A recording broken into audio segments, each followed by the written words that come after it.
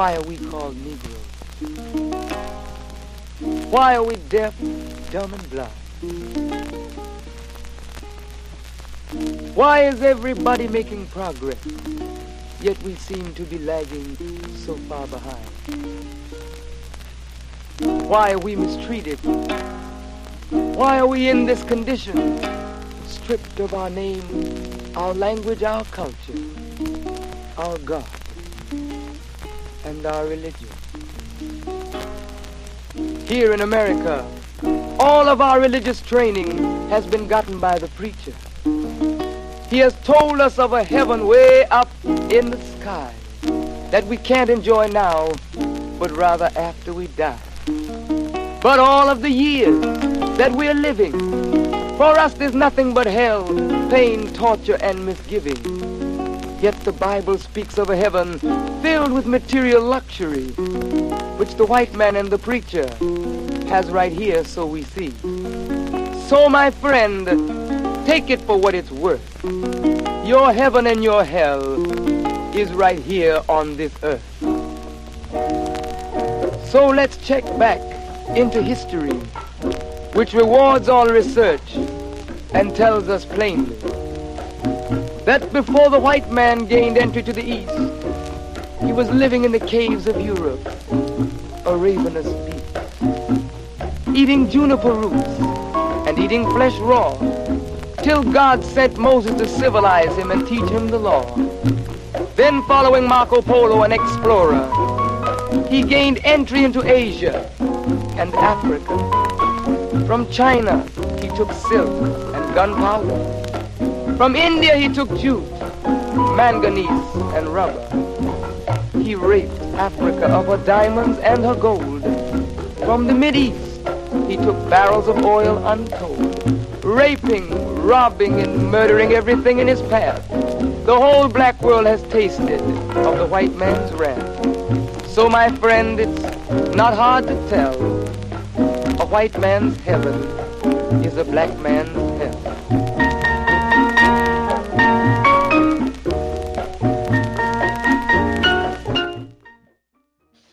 Yes, we are back. Welcome, everyone. Thank you for being here with me today. It's a wonderful day. It is a really heavy rainstorm, so you might hear something that sounds like static in the background, but on these metal roofs, the rain even is amplified even more so in its sound. So you may hear that. It's almost like back in the day when television didn't go 24 hours, but it would end at 3:30 or 4 o'clock in the morning, maybe 2. And then you'd hear the national anthem.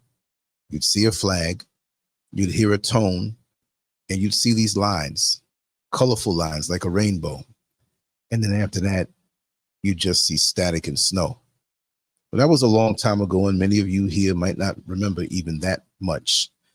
Some of you will, and if you do, you're telling your age. The same with me. But the bottom line is that that was a wonderful time, and it's still a wonderful time. And am I crazy for saying that? No, because like you all well know, there's a little thunder. Now, if it happens to blink out for a half second, I'm well prepared to come back onto the show independently of the power that's up here.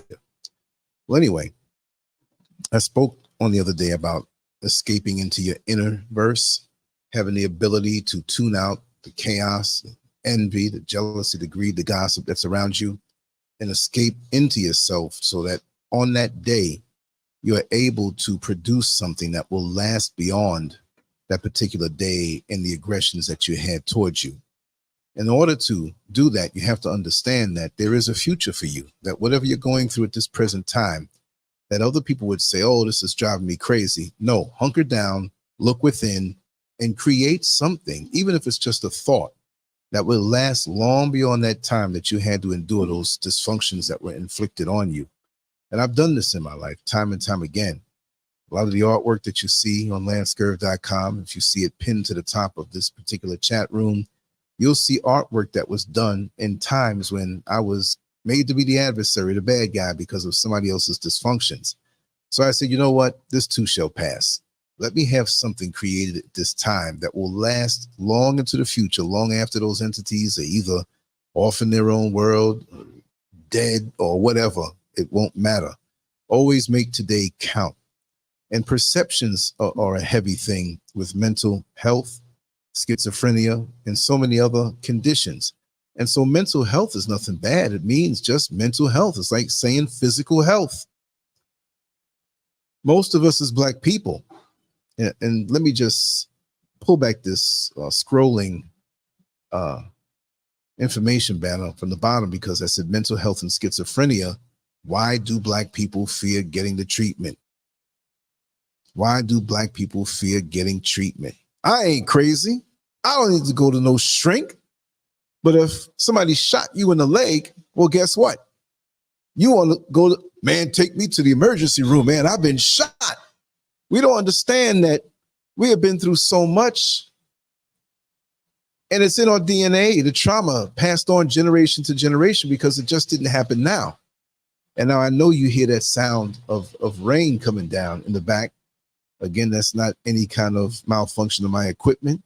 It's just that being so high up in the mountains, we are up in the clouds. So that initial burst, we're right here with it. We don't look up when the rainstorm comes. We look sideways because we're in the clouds. It's a weird thing, but it's true. So that being said, just let me know how the sound is coming through, if this is not overtaking me, you know. And while I'm doing that, let me just greet Sweet D. You're the sweetest conjure woman. You're the charismatic. Yes. And awesome. Thanks for being here. And greetings back to you. There are 12 other people on the stream right now, and there'll be more listening after this is over, because this wasn't scheduled where you knew it was coming on from a long time ago. I did this at the last minute. So with the rain around me up in the mountains in West Africa, Ghana, I come to you with another little chat. And this is not going to be super long, you know. Really, you just got a couple rainy couple days, which is good. It's good, unless you have to go out in it and get wet or whatever. That's good too, right? Yeah, but like I said, I ain't crazy. That's the first response that we have. But then if our car has a malfunction, or a vehicle, or a truck, or SUV, whatever it may be, man, I got to take this vehicle to the shop, man, because something wrong with it. Wow, this rain is really coming down hard. And it's not going to last, because I can see over the horizon that it's a little clearing over the mountains. But we do that for our car. We do that if we get shot or feel a pain in our leg and our chest. We run to the hospital. We run to the mechanic. But whenever anyone suggests to us that maybe we might be a little stressed mentally, right? We say we ain't crazy, because for some reason, somehow, those of us who need it the most reject that type of help even more so. Now, I have my issues with the mental health industry, if you can call it that. I have my issues with that. And, you know, from what I see, and this is me, and I never really had issues where I had to go get pills prescribed to me. Oh, this rain is really coming down, and it's really beautiful looking over. It's a beautiful sight. The trees are dancing like they're on Soul Train, coming down the Soul Train line. And it just increased even more. And this is a noise canceling mic, so I know you can still hear me. Just let me know. Wow, it's getting louder and louder and louder. Look at that. You hear that sound? Wow, it's a beautiful thing. How are you, Reese? Good to see you here. I'm not going to stop. I'm going to keep on going, because I know you can hear my voice, because I'm the closest one to this mic, but I know you hear it in the background. And that's kind of cozy for this show. And remember, this is not going to be a 3-hour show. I'm going to get right to the point, and I will be back later on, most definitely. But it's nice to be home on a Sunday. No reason to go out. But want to, I can. And it's just nice. So I'm going to read off something really quick. And let me find it, just to set the tone. And this is from Mental Health America. And it's mhanational.org. So this is basically a mainstream type website that deals with everyone, but it's specifically speaking on American Africans right now. So it says, Black and African American communities and mental health, right? I have some funny anecdotes also, but here it is. Overall, mental health conditions occur in Black and African American people in America at about the same or less frequency than the white Americans. The same or less. The same or less. So at worst, it's the same. But at best, or usually, it's less. Okay? Now, I don't know if they made this statement to say in proportion, right? Percentage, or just less, because in America, we're less in numbers, so it should always be less. So I'm assuming that this means proportionately, which is really a victory and a shock, because after what we've been through, it really should be more, but we have to endure. We are a strong people overall and had to endure so much, but there are some scratches and dents and malfunctions that happen with us because we've had to deal with so much. That was me talking. Let me just continue. However, the historical Black and African American experience in America has and continues to be characterized by trauma and violence more often than for their white counterparts, and impacts emotional and mental health of both youth and adults. Historical dehumanization, oppression, and violence against Black and African American people has evolved into present-day racism, structural, institutional, and individual, and cultivates a uniquely mistrustful and less affluent community experience, characterized by a myriad of disparities, including inadequate access to and delivery of care in the health system. And I will add on, in the health system overall. Okay. We don't use, this is me talking now, that's not the article. We don't usually have the jobs that have the benefits that will allow us to easily go in with a card and a inexpensive copay, right? Lots of times, because we may not have as much money because we just have it like that, where we may not have a job or a low paying job. So we don't have the disposable income, which is very important to go in with no health coverage and pay the full price for health coverage. So we go on limping along, not taking care of things because of our financial situation. When you got that severe pain in your ankle and the rent's due next week, well, guess what wins? The rent got to be paid, because I'm not going to have no doctor take all my money and now I can't pay the rent and I'm going to be on the curb. Here's the article again.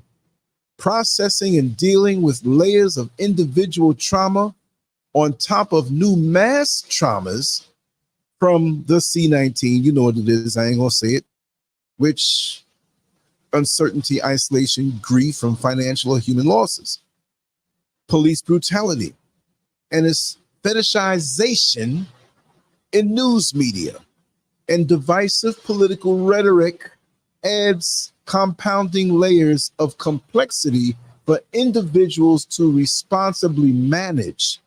It's too much. It's too much. We got all this stuff going on in the world against us, and we know how to slip and slide and avoid a lot of these things, but it's also the perception. This is me talking now. And also what we've gone through being worn down from all of this stuff. You see what I mean? Again, structural, institutional, and individual racism.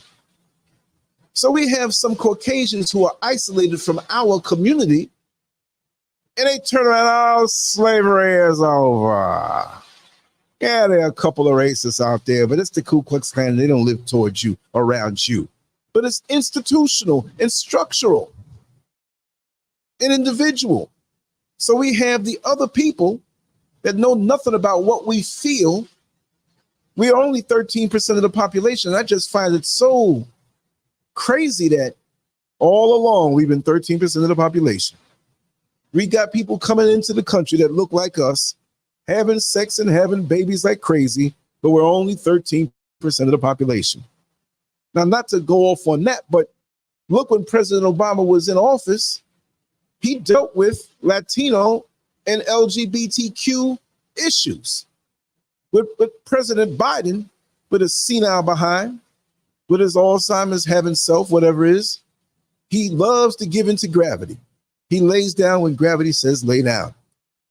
He gives a bill or acknowledges Chinese hate. I don't hate Chinese people. Most black people don't hate Chinese people. They're eating from their restaurants, eating that poison most of the time. But they focus on everything else. This is almost like being in a relationship where you're not even acknowledged.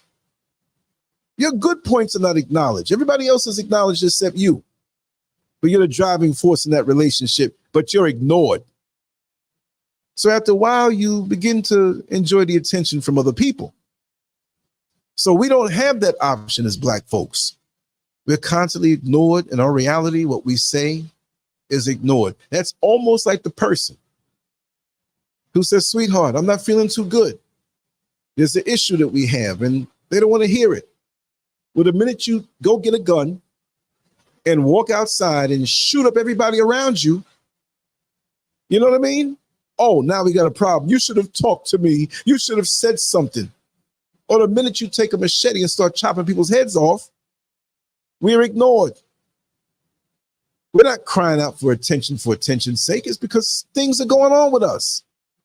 And with black folks, we're portrayed as being crazy. We have social media. So when we're displayed walking around crazy, men in dresses sashaying down the street, men who are high on drugs and emotional issues and mental issues and breaking down from the frustrations of not being able to be a man the way you know you need to be a man, not just a male. And you don't get that respect in your own household or your own community. So when they act out, does it surprise you? You see what I mean? These external things can help to bring on mental health issues as you struggle with these things. Here it is. Help-seeking behavior is affected by mistrust of the medical system and often begins with faith-based outreach. The churches, right? The religious institutions or those funded by the religious institutions. Now remember, the name of this website is Mental Health America. So when you hear MAH, that's what it means. And here it is. However, MHA screening data shows that Black and African American people who screen positive for depression, self-identity, or identify as planning to seek help at higher rates than the general population says they will seek help. Unfortunately, Black and African American providers who are known to give more appropriate and effective care to Black and African American help seekers make up a very small portion of the behavioral health provider workforce.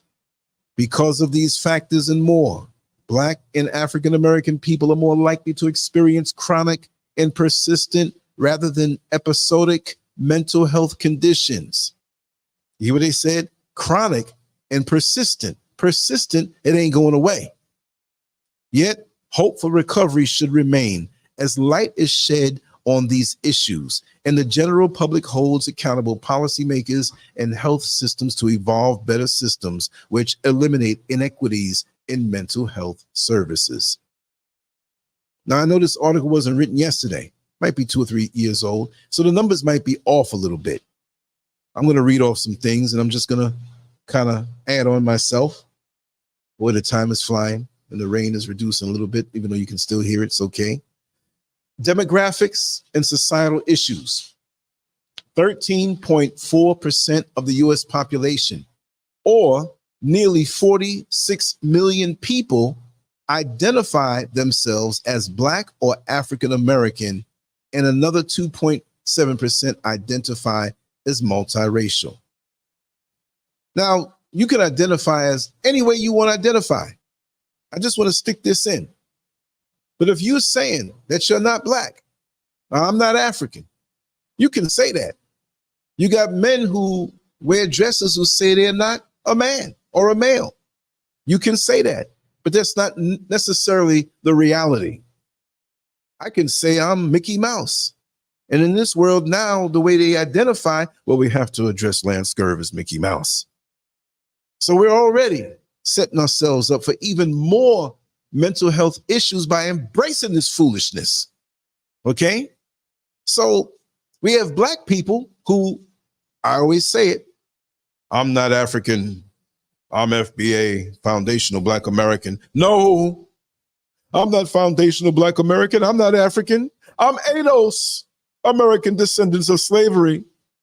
And then you have the other ones who say, I ain't black because I got these old Photoshop pictures of a couple of people who were Native American, but they had black kids, so it's mixed in. So I'm not either that, I'm indigenous, and I always been here. I don't know nothing about no Africa. Well, like I always say, the whole planet is Africa because it started there. So we got carvings in the Grand Canyon that are similar to in Africa. We got stuff in Mexico and South America. What does that say? We're people of the planet. And the others who get mad when we know what they know, but don't want to say that they just got here a couple thousand years ago and have inserted themselves into the history books because they're the ones teaching it, they get mad and leave dumb comments on my videos and website. So you can call yourself what you want to call yourself, but on planet Africa, the landmass that your conqueror has carved up to say we have boundaries, because who made the carvings in the land of boundaries? Was it us? Was it all one Africa? Was it all one planet? Who came and conquered the native people there and sliced and diced the world up? So when you have these black folks who are calling themselves this and calling themselves that, at 13.4% of the population, we're making the fight easier for the enemy because we're dividing ourselves up. Yes, I know I went off topic, but I have to say that. So for those who say they're FBA or ADOS or indigenous or whatever you want to call yourself, go rob a bank. And what are they going to say? Give us a description. Oh, it was a 6'4" FBA, man. It was a 6'4", 250-pound ADOS man. No, black male, black female. This is what your enemy identifies you as. And you don't have to go by what your enemy, but you have to be aware of this stuff. But we now, when they throw out different categories because of their agents that are paid well on social media as social media influencers, because you don't watch TV no more. You watch that phone, that smartphone, you all up in the internet, clicking on buttons and anything that can aid you in your desire to not be who you are. You roll with it, especially when you have other people in the comment section that are doing the rah, rah, rah with you. Yeah, we ain't black. Yeah, and you have delusional people who have their mental health issues that get in there and want to divide and conquer. What help does it go for you? Let me just say something else. I was just watching a video a little while ago, and it was about World War III. But World War III has already begun. The positioning is there. So wherever you are, you better stay there and be ready for the next couple of years to just stay there, right? Now, this wasn't about the doom and gloom of war and nuclear war. Nuclear war will happen. And they were speaking about the dynamics of that. And there are things that, and I'm going to put that video in this community section here, if you want to see it. And it was really halfway through where it really began to hit me, right? And what was it? Look, where I am is probably one of the safest places in the world to be. Most of Africa will be that because we have the resources. But the other places in the world that will get sliced and diced because of nuclear war, it's not just about nuclear war and bombs. I don't want to get too deep into this, but they basically said how America has the strongest military, but China has more people. Russia has dated military armament, but they're not against war crimes. Like they say when they shot up and killed Ukrainian citizens, which is a no-no, meaning that they are not against being dirty. Now, all of this stuff is in there, right? I just want to say this. What kind of world are we going to be in when this war is over. Which it ain't going to be something that happens in, you know, there'll be no flights, no nothing, nowhere, right? So we're going to be where we are. Who knows what else is going to happen? But after the war, whoever loses and what alliances are there, because you can take a China, you can take a Russia, and they'll tell their allies, like, listen, if you want to keep getting this stuff from us, you better be on our side, the smaller countries. So we're going to have to make decisions. But the biggest thing for me was, if China wins, when America defends them taking back Taiwan, leave them people's business alone. This thing with Palestine and Israel and whatever, and you're giving out, leave them people's business alone.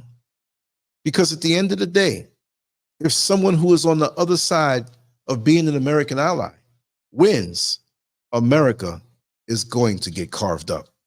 That's something that I didn't realize. Well, Russia will take the, and this guy suggested things, but it was in a very intelligent manner, and it was frightening. How China will probably take the northwest part of America. Mexico will take probably the original states in that area, which they didn't have states, but they're gonna, so I'm like, whoa, we don't think about the future lots of times.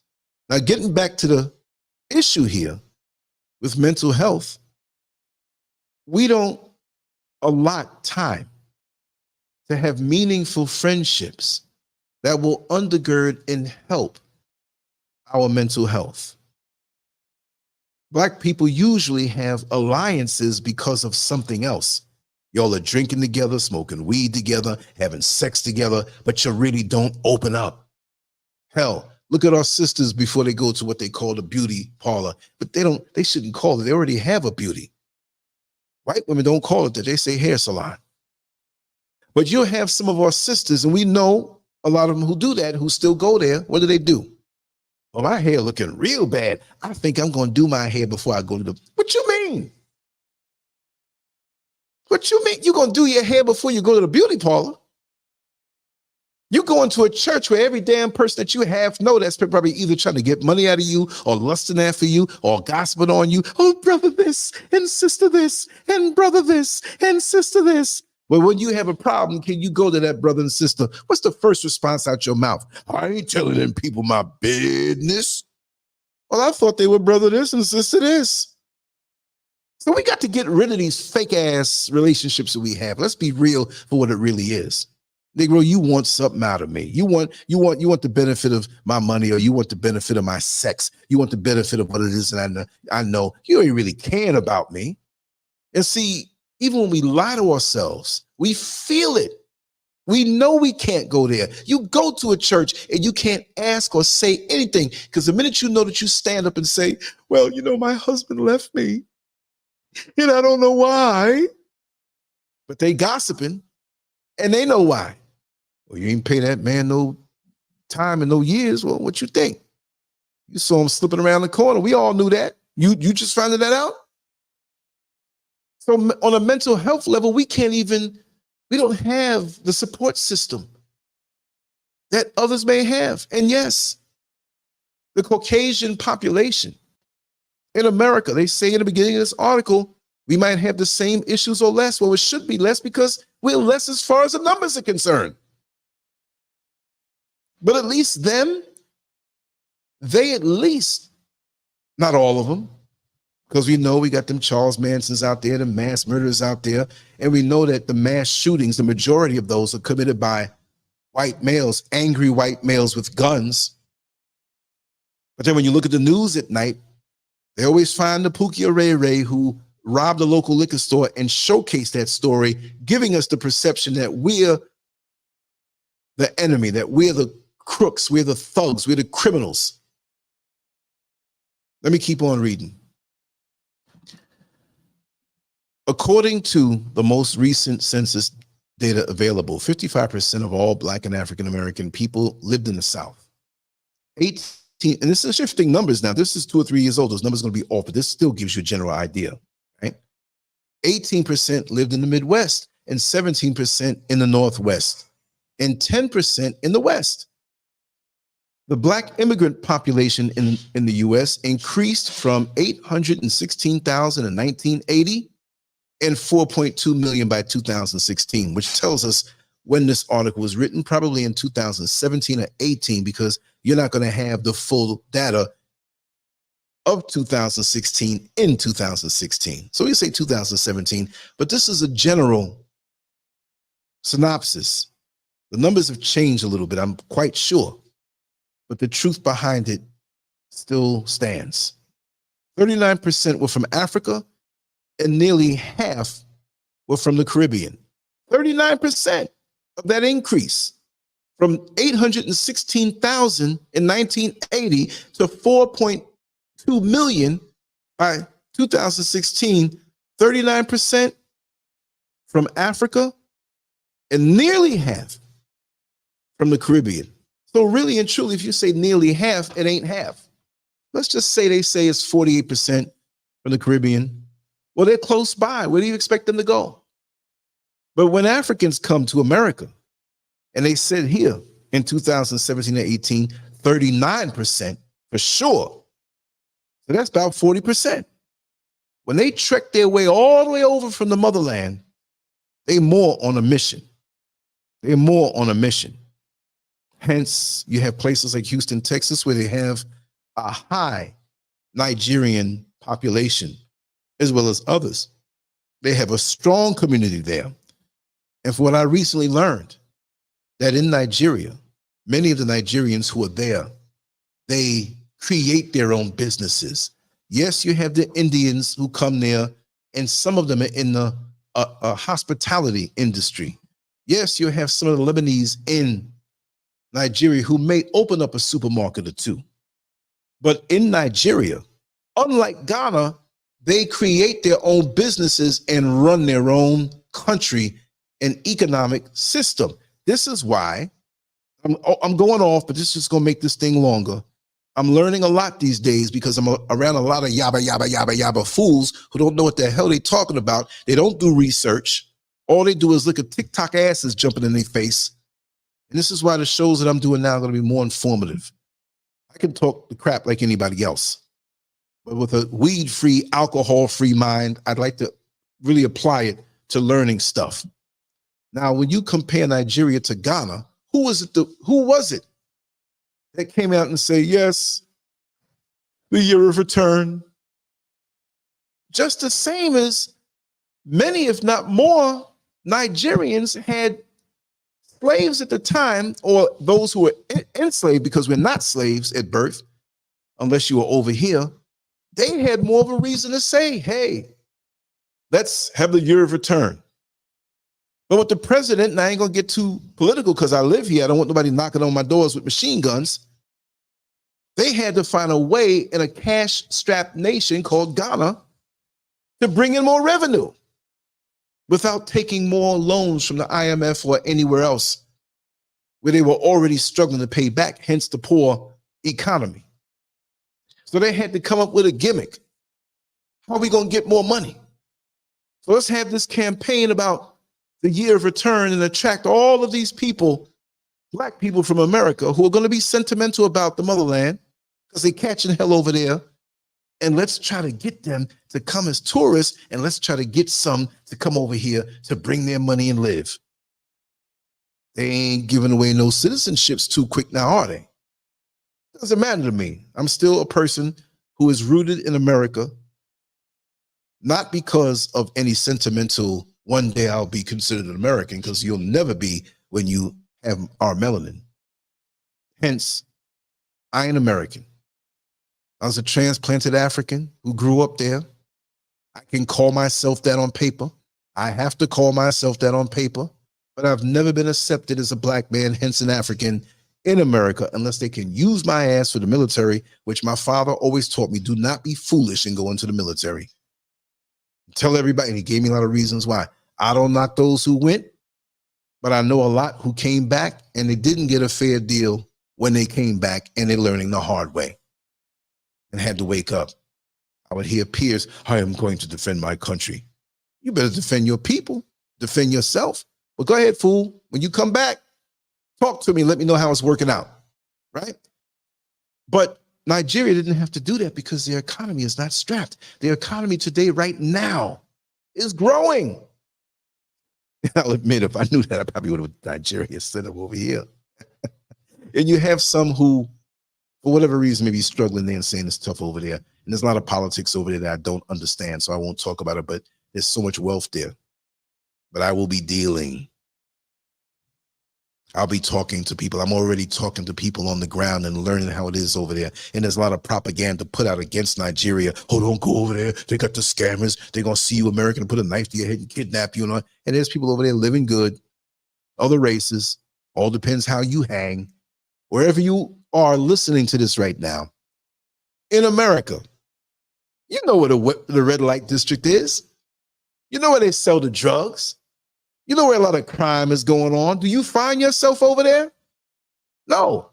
Do you go to the ATMs that are in the rough parts of the town? No. You go where it's safe. You know where not to go. And that stands for anywhere in the world. So let me get back on point. I just kind of got a little enthusiastic because you know I talk a lot. The Black immigrant population, okay, that was the one before. Overall, 24% of Black and African-American people have a bachelor's degree or higher as of 2017. Let me say that again. I didn't know that. Overall, 24% of Black and African-American people have a bachelor's degree or higher as of 2017. So that means that this was 2018, but I see something else that makes me think that this article was written in 2019. Here's the next one, right? I didn't know 24% of us had that. They make it seem like we don't even have high school diplomas and we're stupid, right? But because of the institutionalized and systemic racism, we ain't gonna get jobs that even, we have to have that, a bachelor's degree, and we still getting the high school dropout treatment. No knock on high school dropouts. Some of us had to work and had situations and stuff. More power to you. More than 1 in 5 Black and African-American people in the US lived in poverty as of 2018. More than 1 in 5. They didn't say 2, but more than 1 in 5. Let's just take a gamble and say, really, it's probably 1.5, but you can't split a person up. That's a huge number.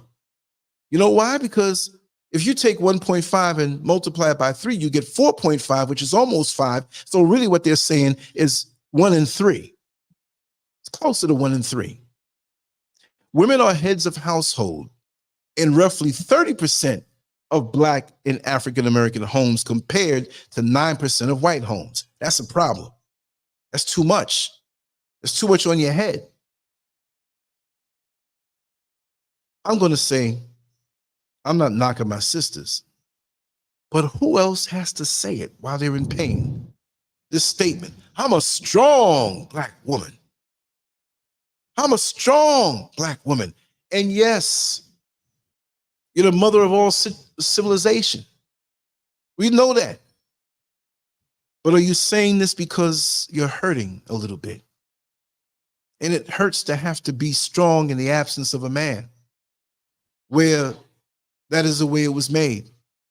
A lot of modern women will not like that. Modern women, meaning the ones who they say, like on the internet, it was coined on the internet, I believe. Those who have their career and make their money, and they may not want a husband, they may not want kids, maybe they have children, but they're modern women, and they're not aiming at the nuclear family in traditional way, which is the best way. It's almost like having a tripod that you sit a camera up on, but one of those legs say, I'm not here no more. And the other two saying, I'm a strong Black woman. I don't need a man. How long can a tripod, which is no longer a tripod, stand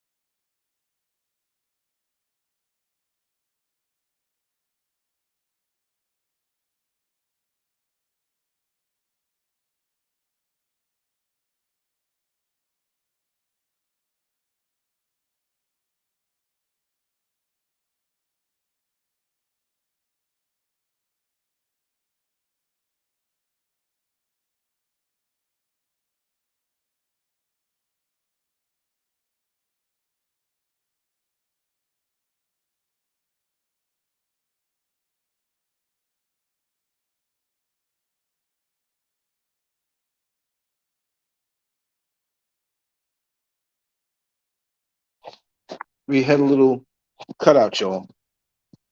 Let me know if you can hear me. Putting on this, I may just finish it up like this and go upstairs. Let me know if you can hear me. Yeah, thank you, Master Glam. I'm back. I'm on the phone. Everything else stayed on, but it was a power glitch because of the storm. And okay, thank you so much. And the sound is going to sound a lot different. I'm going to finish out the show this way. And the computer screen that I had the facts on and what I was reading, I can go on the other computer. Let me see if I have that up. But it was pretty much most of what was there. So you gotta be ready for these things. Now, my other equipment that's plugged in stayed on, but the Apple computer is so sensitive that when there's a rush or a glitch or whatever, that may knock itself out. So I'm gonna take this time to walk around and bring home the points that I wanted to bring home. Because really and truly, we've been here for 44 minutes. Wow, longer than what I thought.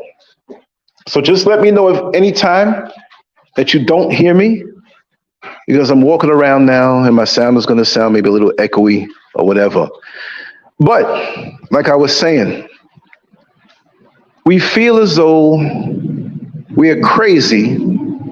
No, we don't feel that we're crazy. We reject any mental health dealings on our trauma because we don't want to be labeled as being crazy.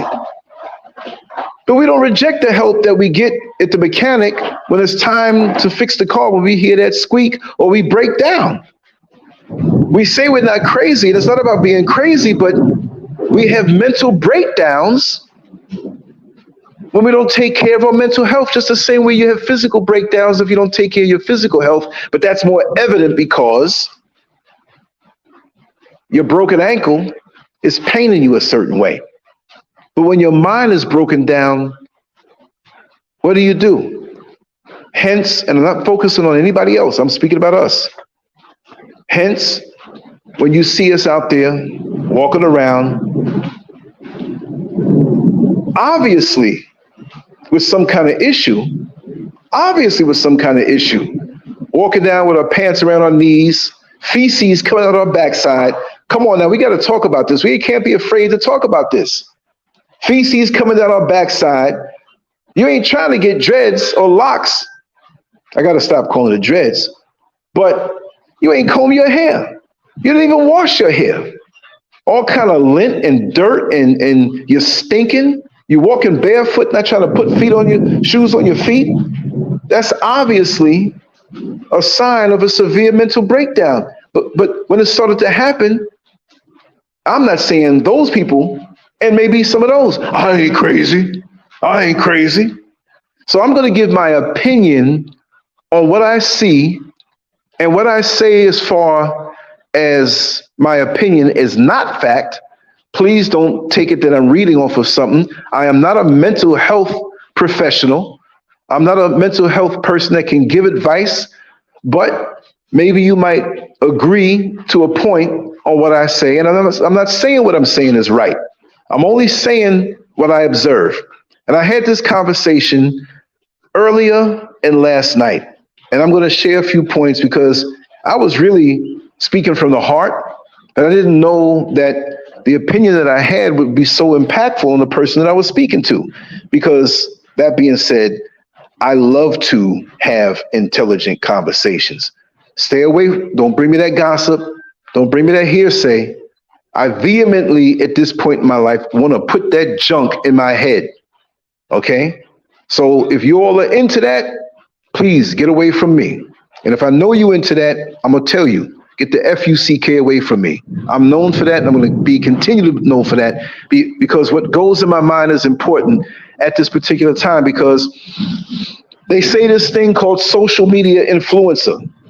I don't feel I'm some influencer. I never elected myself to be that guy. It just evolved into this because I'm an artist who loved to coop up in the corner for hours at a time and play my music and draw. I like to sometimes write things and write articles. I like to do that. But I never said I was going to be that guy. I am an influencer, and when I step into the room, you must bow down. Because in actuality, most of you all here who I know in the chat room, you've influenced me greatly, and I've learned so much from you. So we influence each other. We use this medium to influence each other. But as far as my opinion As a non-professional in mental health is concerned, I'll tell you this. To me, in a major level, because we can have an all right life coming up from young, and there are different factors that can come into play that cause us to be stressed a bit, right? So even if you could have the perfect childhood, it doesn't mean that things can't happen later on. So what I'm saying to you now is not written in stone. But what I will say to you is that there had to be some kind of trauma in most cases of mental illness. See, the trauma experience, and again, this is my opinion. I want to hear your opinion now and later on, and more so really in the comments section after the show is over, so we can chop it up and continue to do so. And I don't mind you saying that I'm wrong, but I'm still going to explain myself thoroughly. Again, I'm not a professional. But I feel that there has to be a modicum of trauma. And that word is heavy. Like, we've all been through some kind of trauma. And I know that word is really heavy, but it can be from extremely mild to where we don't even realize we experience trauma, mostly in childhood. Let's put it there. To the major situations that have traumatized us, right? So mild trauma, where we can say, oh, we had a pretty good childhood, really good childhood. I love my childhood. To a person who said that they were maybe gang raped and repeatedly. This is not any situation that I'm speaking on that anybody has shared with me. Now, mind you, many of those in the chat room or those who may not be here have shared a lot of their personal life with me. And anytime I say something that may be similar to what you've experienced, it's not me putting your business out there, because I don't do that. I refuse to do that. But I know a lot of what many of you have gone through, and I'm pretty transparent with my own sugar honey iced tea. You all know the traumas I've been through too, like it's a place. Yeah, it is a place, all right. In my life, you know that I've always yearned for the relationship with my brother who's 11 years older than me, but he was always on drugs. People can say, well, he was a half brother. That doesn't mean that he's not my brother, right? I've always yearned for that and have been taken advantage because of that milder trauma and yearning with males in my life that I felt a brotherhood to, and they sensed that. Hence, people you don't see around this platform anymore who prostituted that opening in me for their own benefit, right? And we all know the things that happened to me at single-digit ages with an older cousin. We understand that. So those things have formed a template and a foundation, or my perfect foundation, which we all, I feel, come into this world as a clean slate. Yeah, we have some things on our spirit that came from other times, but pretty much, we're open to our environment. So I feel that we have had to have some trauma, because I use the bowling ball analogy again. You can't go bowling right unless you have those 3 holes to stick your fingers in to grab onto the bowling ball. And that's why you use the other hand to hold it up, because that bowling ball is heavy, right? But you can't just bowl without those holes and just hold the ball as it is. You need to have a way to get in, to get a grip on you. So trauma leaves those openings there in your personal bowling ball, so it can get a hold on you. So even when it comes time, and let me try to look at this computer again, and maybe I'll switch back if it comes on, because there's something else that I wanted to read, and I can go on this other computer. Let's just see what's happening here. Boy, some of these computers are so sensitive. Okay, here it is. It's coming back on. Hopefully it'll say your computer didn't shut down well enough. Okay, let's see now. It's coming on. I don't want to put nothing out there or say something that is not proper when it comes to actual facts. Okay, it's taking the sweet time. Usually it comes on a little faster. Let me check this other computer, because I think I pulled some things up also here too. No, I knocked the internet out completely. Okay. Okay, let's see here. It knocked everything off, y'all. Let me see what's here.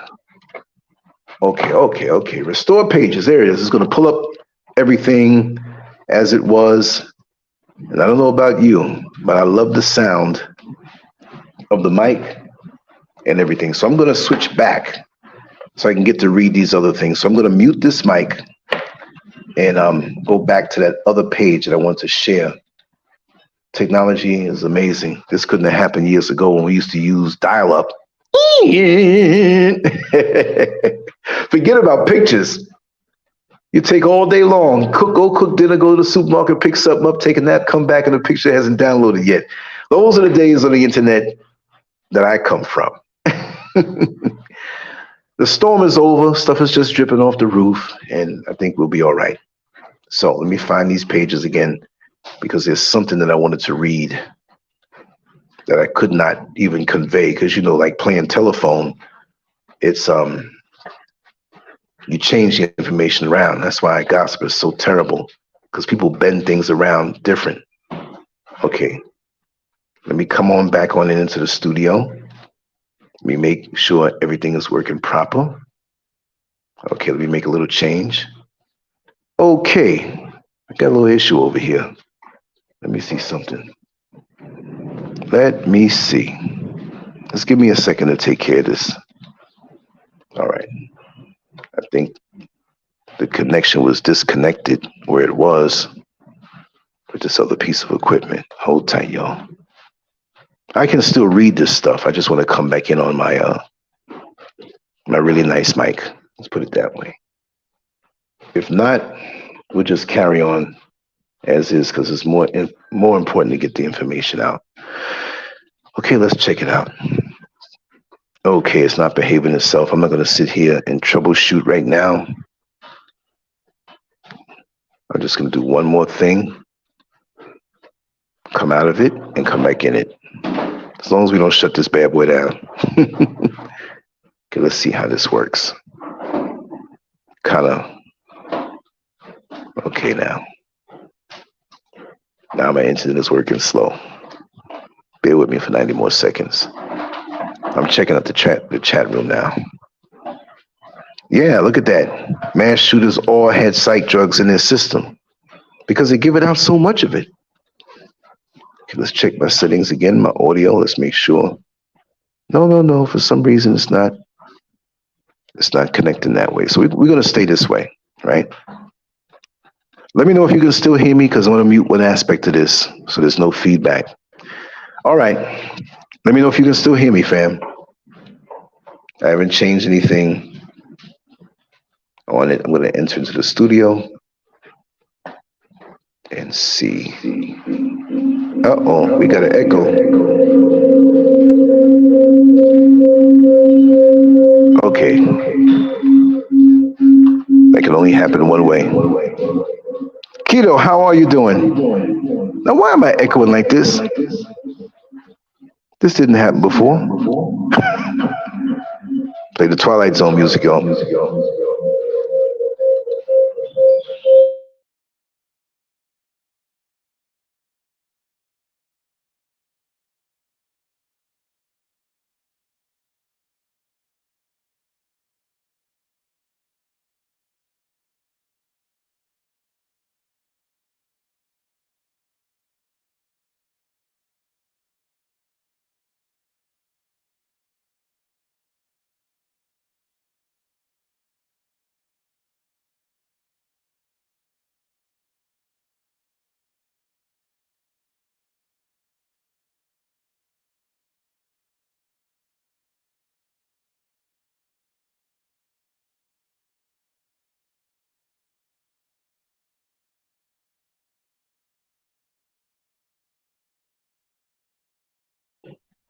Okay, let me see that.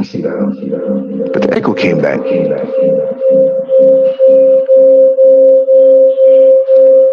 Okay, let's see now. I'm gonna leave it like this. Dr. Tracy Bond, how are you? I'm hearing an echo on this side. I'm gonna stay here for a while. But could you hear me with the echo?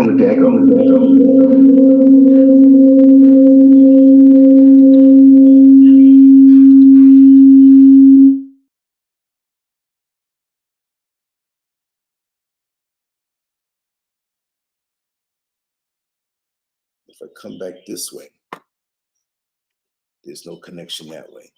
All right. Let me know if you can hear me at all. I'm going to type this in. As you see, I got all these.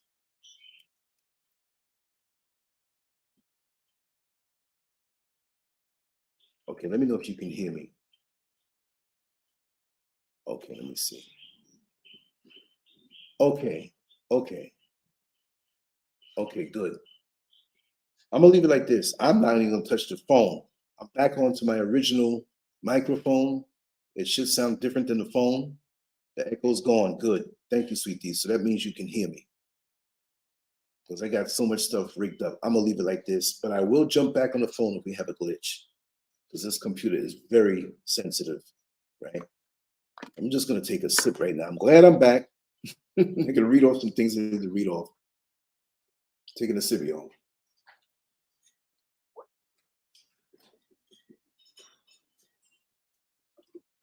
Oh boy. It's good to be back. Yeah, I was sounding like Dr. Oz, right? Not Dr. Oz, the Wizard of Oz. If you see my little setup, I'm like that old dude pulling levers and got my little gadgets and stuff. People think, as a joke before I get back into it, it's funny. When folks saw that I came to the motherland, they already understood that there's a possibility that I might come back out here to live. I didn't say anything yet. The few close to me, I did. But I had a lot of guys from out here in the motherland. Brother LANCESCURV, I love what you do. I want to know if you need accountant. I want to know if you need somebody to look over your numbers. Because I know when you build a big, complex SCURV media, I'm like, listen, I'm just a dude with a desk and a couple of computers, y'all. I don't have it like that. But that's perception is everything. And why I use that story is because when Indigo King mentioned the Wizard of Oz, when they finally discovered that he wasn't this big, powerful whatever, he was an older guy behind some curtains pulling levers, and it changed his voice and made him seem more powerful, that's what it was. So I'm not saying or understating myself. We're all powerful, and I know that, but don't get it twisted. It's not some 40-story office building employing people. But it's nice to know you have that impact. I'm not trying to act like that. Yes, Dr. Tracy Pond. She says, all is well. How are you? I'm aligned with your messages, all your messages. God bless you. And your broadcasting challenges are not coincidental. Keep going. I'll keep praying. Thank you so much. Thank you so much to you and to everybody. Yes, perception it is. Yes, it is. So let me continue on, and hopefully we won't have any interruptions. I'm not going to be on that much longer, but I'm glad to see everybody here. And there was something I wanted to read overall about schizophrenia, and there might be more that I would like to read on that. Okay, we'll throw a few more things in here. Okay. Let me see, where was I? Let me scroll up a little bit. I don't want to get redundant here. And okay. All right. I'll read the one that I read before just to overlap. We can get back on track. And I'll continue on my assessment, but I just want to get this in before it possibly pops out again. And I read this already, this one. We'll go right to the next one. Historical adversity, which includes slavery, sharecropping, and race-based exclusion from health, educational, social, and economic resources, translates into socioeconomic disparities experienced by Black and African American people today. Socioeconomic status, in turn, is linked to mental health. People who are impoverished, homeless, incarcerated, or have substance use problems are at higher risk for poor mental health. Which means, to me, and don't tell me, oh, don't say the word Black, we're not Black, we're not. Listen. When and if they give out reparations, and they have a box on it that says, before you get this money, you got to check that box that identifies you as black. All these jokers are, man, they're going to check it 50 times with a pencil, with pen and ink, with an eyebrow pencil. They're going to make sure that box is blackened in. They may take nail polish also and dump it in there because they're going to get that money. So stop. You know what I mean? That's just verbal shorthand.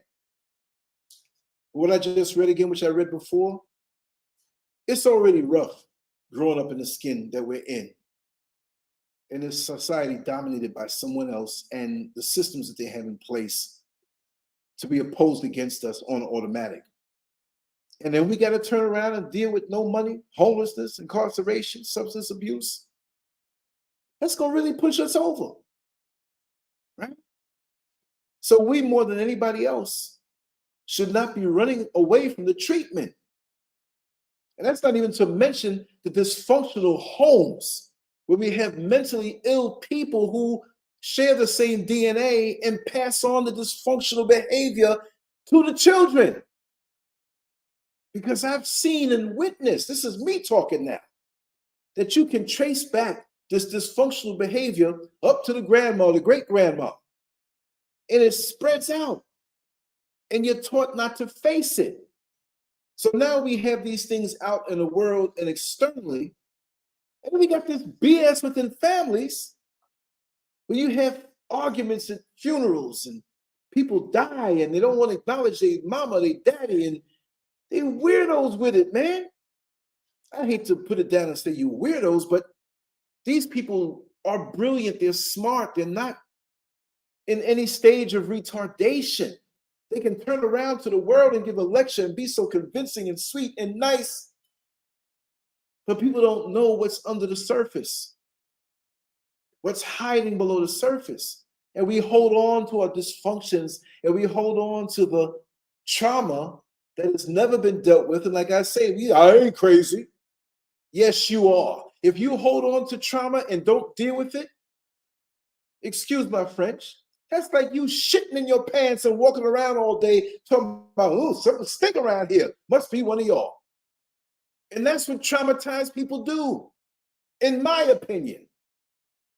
They blame you for their trauma and the dysfunctional behavior that comes out of their trauma. So normalcy for them is something abnormal for you, but you better accept their normalcy, and that is abnormal. That's my opinion, and I got more of my opinions coming. Here's the next point. Despite progress made over the years, racism continues to have an impact on the mental health of Black and African American people. Negative stereotypes and attitudes of rejection have decreased, but continue to occur with measurable adverse consequences. Historical and contemporary instances of negative treatment have led to a mistrust of authorities. But why wouldn't it? Tuskegee experiment. And God knows who knows what else. Many of whom are not seen as having the best interests of Black and African Americans in mind. Of course. A lot of us go to the doctor, the regular doctor, a white man in a white jacket, stethoscope, and we scared. Because we're looking at somebody who resembles a person who has not treated us right in a system that is not stacked. It's stacked against us, right? But they don't have to worry about that. See, when you're walking around in the supermarket and you had a good meal at home, you can shop sensibly.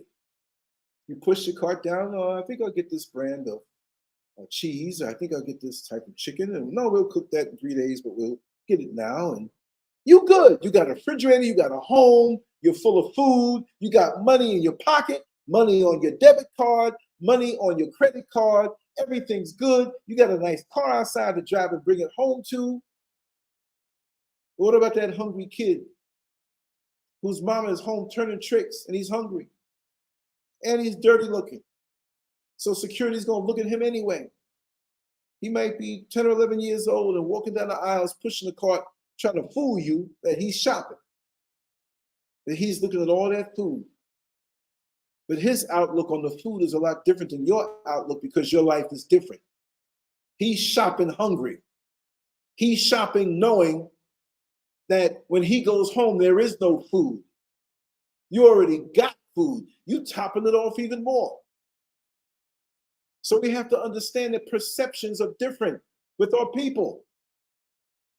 You see what I mean? So you may be in a place of mental health that is the epitome of what it should be.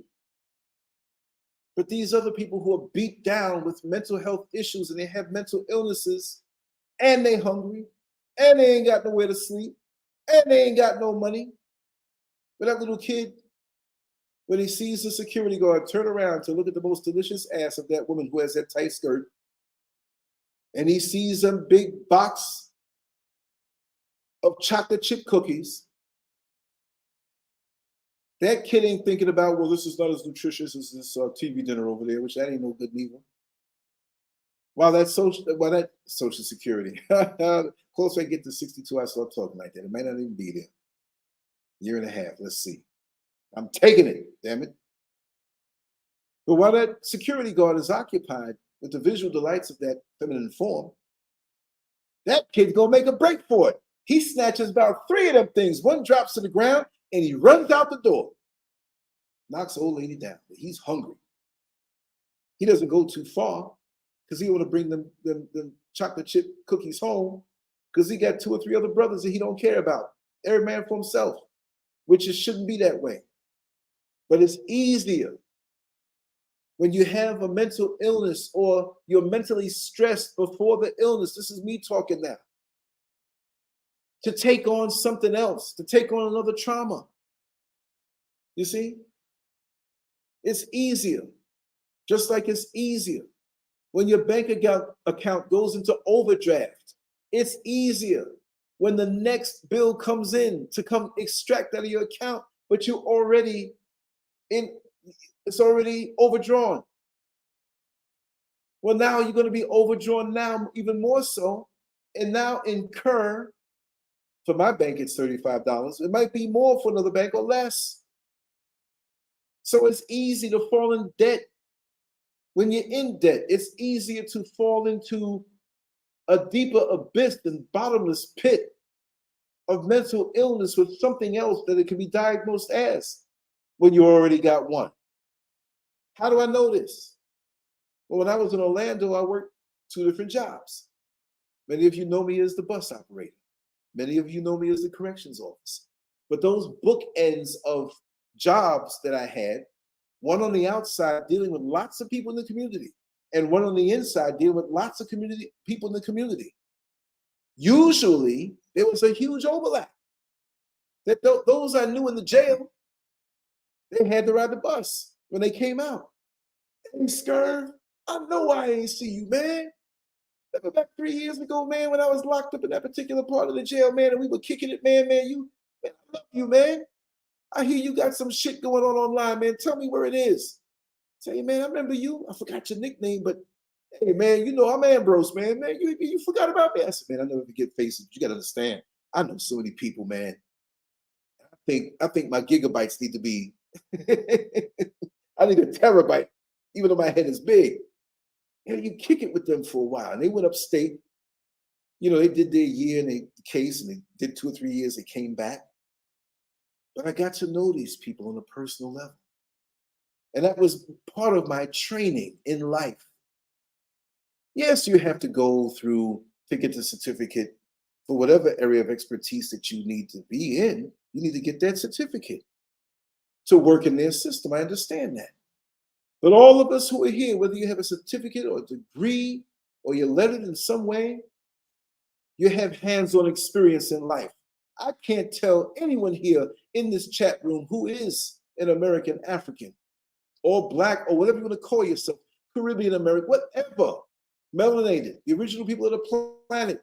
I can't tell you anything about your experience. Now, yes, I probably could talk to you a little better and tell you, but I can't tell you what you've been through.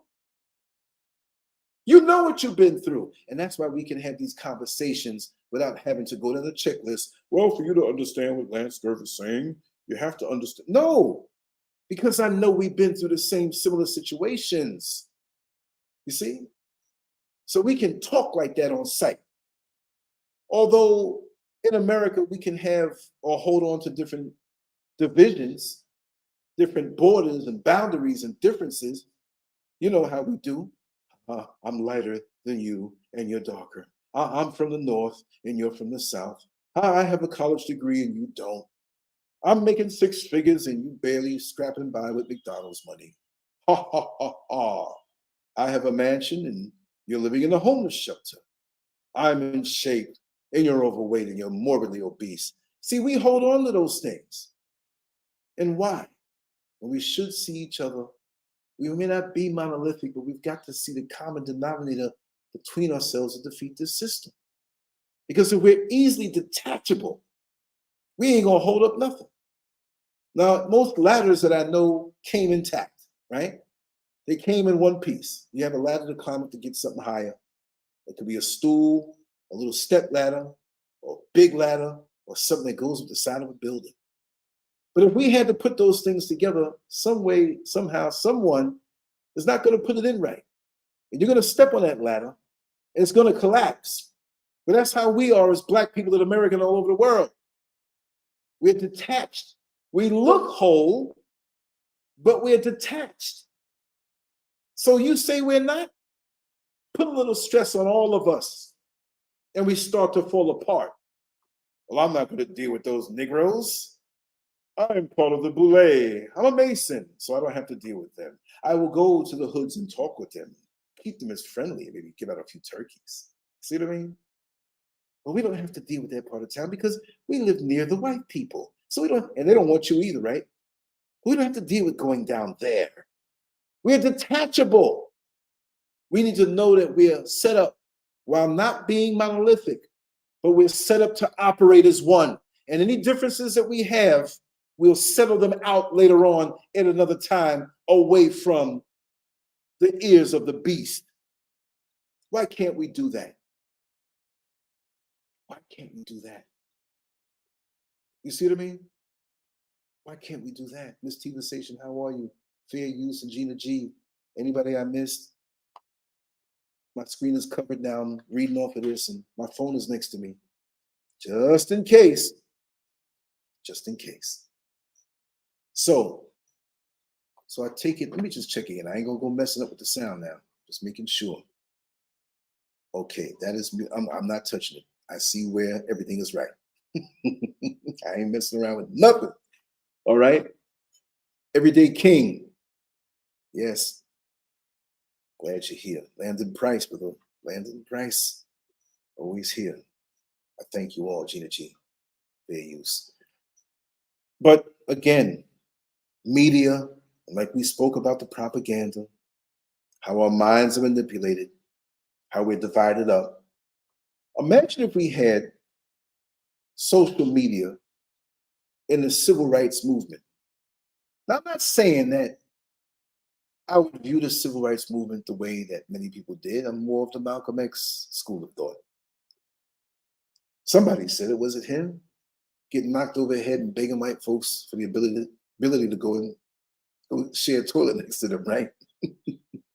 I'm not going down that road, but all I'm saying is that imagine we had social media back at that time. Imagine. And they use it as a tool to take the men's attention off what must be done as men, and now we're titillated. It's easy to become that way. We're men that are also males, but we're men. And our man who would get chipped away by these distractions. Imagine they divided us up into different factions that they're so successfully in doing now. And it's not just social media, it's everything else, but social media was a Trojan horse into our subconscious mind. It was so nice to not have to buy a phone card to call someone in another country if we had people in the Caribbean or in the motherland. It was so nice, right? Now we got WhatsApp. FBI and everybody getting information now. We don't care. But we're more disconnected and more detached than we ever been with all of these means of communication. Isn't that something? You can even send a message to a family member 3 o'clock in the morning and know that whenever they wake up, they're gonna get it, or if you get an answer like, oh damn, they answered me back. They're up. Now that you're up, let's call each other. It has changed the whole social dynamic of how we operate and how we see each other. A phone call 3 in the morning don't bother you now. It might annoy you, but it doesn't startle you. But I remember with that big, black, heavy, black phone that you can take the handset, it was corded now, and knock somebody out. Matter of fact, I knew of an old granny who did that to some little kid that came in to break into their house. Took the handset and knocked the kid down. Not out all the way, but the kid was groggy and she kicked him. The whole phone was heavy like a bowling ball. You take your smartphone now and try to hit somebody in the head with it. You don't have no phone. But when that phone rung 3 o'clock in the morning back in those days that I know growing up, that big one phone, because lots of times you didn't have extensions. You had to get the phone company to do that because you couldn't go to, I don't know if Radio Shack is still around. I know they were closing up stores, or any place where you can get an extension and just run it. You couldn't do that then. I'm going to have to ask the phone company to run an extension into the bedroom because we have a special needs family member, or whatever it may be. And you felt big Willie. I got an extension in there. I don't have to get up and come to the living room. How many people know about that? Oh, okay, I have an echo. Okay, I'm busy running my mouth. I don't even know. I don't even touch anything. Okay, let's see. Let's see. No sound. Let's try it out. This might bring an echo, y'all. Okay. I hope this doesn't bring an echo. Let me just check something out. Let me know if you can even hear that amount. Okay, let me see. All right. Can you hear me now clearer? Everything was going good for a while. I didn't touch anything, so let's see. I might just go back to the phone and finish. Okay, let me know if you can hear me now. This is weird. There's some weird things going on here. Let me just type it in here. Can you hear me? Can you hear me? Okay. Okay, I'm fine now? Okay. Because I really didn't want to go through the phone. I wanted to go through my equipment, which seems to be working okay. Okay. All right. So I'm good now? Let me know. Thank you, Sweet D. Miss Tivasation, how are you hearing it? Let me know. Because from this side, everything is on the up and up. Okay, thank you, thank you. I'll roll with that. I'll keep talking. Let me just put it in here. Is everything okay sound-wise? Maybe. Okay, Landon, we good to roll? Good, good. All right, so I don't sound distant now, do I? Because I don't know, I got all kind of mics around me. I don't know which is which. I'll figure that out later on. I could have knocked the wire out or whatever. Okay. But like I was saying, we're not monolithic, but we have to move as one, as we have a common enemy and a common system that's going against us. And in us moving detached, this is my feeling, is that it's stressing us.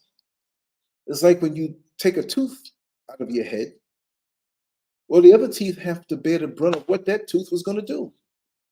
You see? So the more and more we take it upon ourselves to act as though we're not part of a bigger whole, then we have to deal with more ourselves, which breaks us down in this hostile living environment called America. You understand? So let me get back to reading these points. I'm going to check back and see if there's any problems, because I have the chat room on my phone I can see. Okay. Maybe this might all be redundant, but let me just go through some of these things fast and give my opinion. I really do have to skedaddle. Time to put some nourishment in me. The storm has gone down to a degree. Okay, let me see. Is this even important? It's all important, but I just want to deal with Okay, they have an area here called access to insurance. We know we don't have as much of that. They have other links there. Treatment issues, attitudes, prevalence. I think this is important. Okay. Prevalence. Black and African American people living below poverty are twice as likely to report serious psychological distress than those living 2 times the poverty level, living over 2 times the poverty level. So the more poor you are, the more distressed you are financially and don't have access, usually because your money dictates where you live. This is what people fail to see. You know, people say, well, you can move over. No, if it costs $2,500 for a 1-bedroom, and all you can muster up is $1,200, well, you're going to live somewhere, bedroom, shoot, you're going to get a studio. You might bunk up with other people. You're going to be in and you're not going to be in a favorable place. Adult Blacks and African Americans are more likely to have feelings of sadness, hopelessness, and worthlessness than adult whites. Adult Blacks and African Americans are more likely to have feelings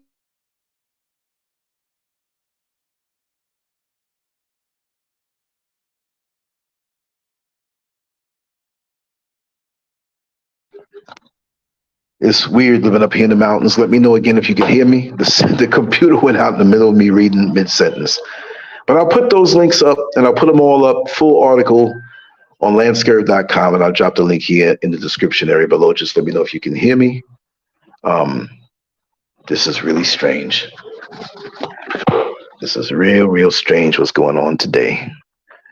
Let me make sure that everything is working all right with the sound. This is going to be, man, the minute I get going. This reminds me, I used to sneak over that girl's house when I was younger. Father wake up and go to the kitchen. Oh, we got to stop. Let me know how the sound is, y'all. Because I feel that, let me know. Let me know. I'll give you a few seconds to type it in again. This is the final. I'm not changing nothing now, but I'm on my phone. The mic is opened and everything seems to be okay. So again, yeah, it was getting good. You talking about my story with the father waking up? Okay, it's good. We're going to stick with the phone. It doesn't sound like my audio equipment, but for some reason, it's like the power and the power that comes into the house kind of dipped down a little weaker, and that's why that went out. But nothing else went out. That tells me a lot. So we're going to roll like that. Let me just visually look at something here. And let me go and recorrect something here while I'm here. Let me just do something here. Overall with the power here. Okay, that's not here. That's downstairs. I got to do that. All right. There's nothing there to touch. I think it's the whole area because it's certain, even though it's still only 341 across the other side of the mountain, there's some lights that I can still see. So I think this is the whole area. So it's not just here. That's cool. At least I know what it is. And I have enough power blocked up to do my work and my stuff on my laptop. Let me just cut my laptop off so I can maintain that battery, even though I have a backup battery for that. Just bear with me. I'm going to cut this whole thing off. Let's cut it all off and save it. At least we got this far into it. So that's cool. It's shutting down. We'll save that because I have a lot of work to do on the computer today. So let me go back into my opinion of what I was saying when I feel that you have to have some measure of trauma in your life earlier on, usually childhood, from extreme to mild. It could be being teased in school because maybe when you were younger, you had a little baby fat on you or something. Maybe you were skinny. Maybe you didn't have muscles and you were a man. Maybe you were tall and skinny. Maybe you had a deep voice that made fun of you. Maybe you grew hair on your face earlier as a young man. Maybe you grew hair on your face as a woman. We don't know. Women have hair on their face, right? No shame in that. But let me just check my internet module power. Okay, that's full. I have enough. I can plug that into the power of my other battery. I'm always battery conscious, yo, because of stuff like this, but I've always been that way. But yes, like I said before, the trauma that we had to go through that we still have to deal with as adults. You see, we see each other as adults, right? We see a grown person walking down the street and it's like, okay, you know, Yvonne, how are you? Definitely. The Matrix. Yes. Thank you. Thank you. Sweet D. Reese. Nothing's going to stop this one now unless I break my microphone, right? But there's some amount of, and this is my opinion, and I'm not a professional. I said it earlier. I'm saying it again. I'm not telling you this is what it is. Don't follow this advice. This is just my viewpoint. Maybe it's good. Maybe parts of it are good. Maybe parts of it you disagree with. It's okay. But there has to be some kind of trauma that we walk with, even as adults. And you don't have to say it in the chat room. But let's just say that there were things that were bothering you when you were a child. Maybe not as a child, maybe as one coming into adolescence or teenage years. And you were made fun of with this thing, right? Maybe your voice was high pitched as a man. You know, the whole Mike Tyson syndrome. You make fun of my voice, I'm going to have to deal with you later on because I'm not going to take this. This is going to drive me to be the heavyweight champ of the world, you know? But as we get older, these things sometimes still bother us. We hide it better. We know it doesn't matter, really. But it's like a wound when you bumped your leg into the coffee table and it broke the skin and there was a little blood that happened there, but you didn't realize that because you were on your way to bed and you woke up and there was a scab there. Well, it's scabbed up. You're not really going to put a Band-Aid on it because it's covered up now. But you bump it again next week. It's basically healing up really good, but it's still tender. So these hang-ups that we have from, I'm not going to say hang-ups like it's something bad, but these little sore points in our personality and in our basic makeup are still there. We may have had a parent who was a pack rat, and it was embarrassing to us when we had friends come over who had a household that wasn't packed up. So now we become adults, and we don't want any one thing extra that don't belong there. So we become the anti-pack rat in reaction to how we were raised up. That's how that works, in my opinion. So the biggest hangups that we have when we get older stem from experiences young that we couldn't probably change because we didn't have the power to do so because we were living up under somebody else's roof. I'm freestyling this one.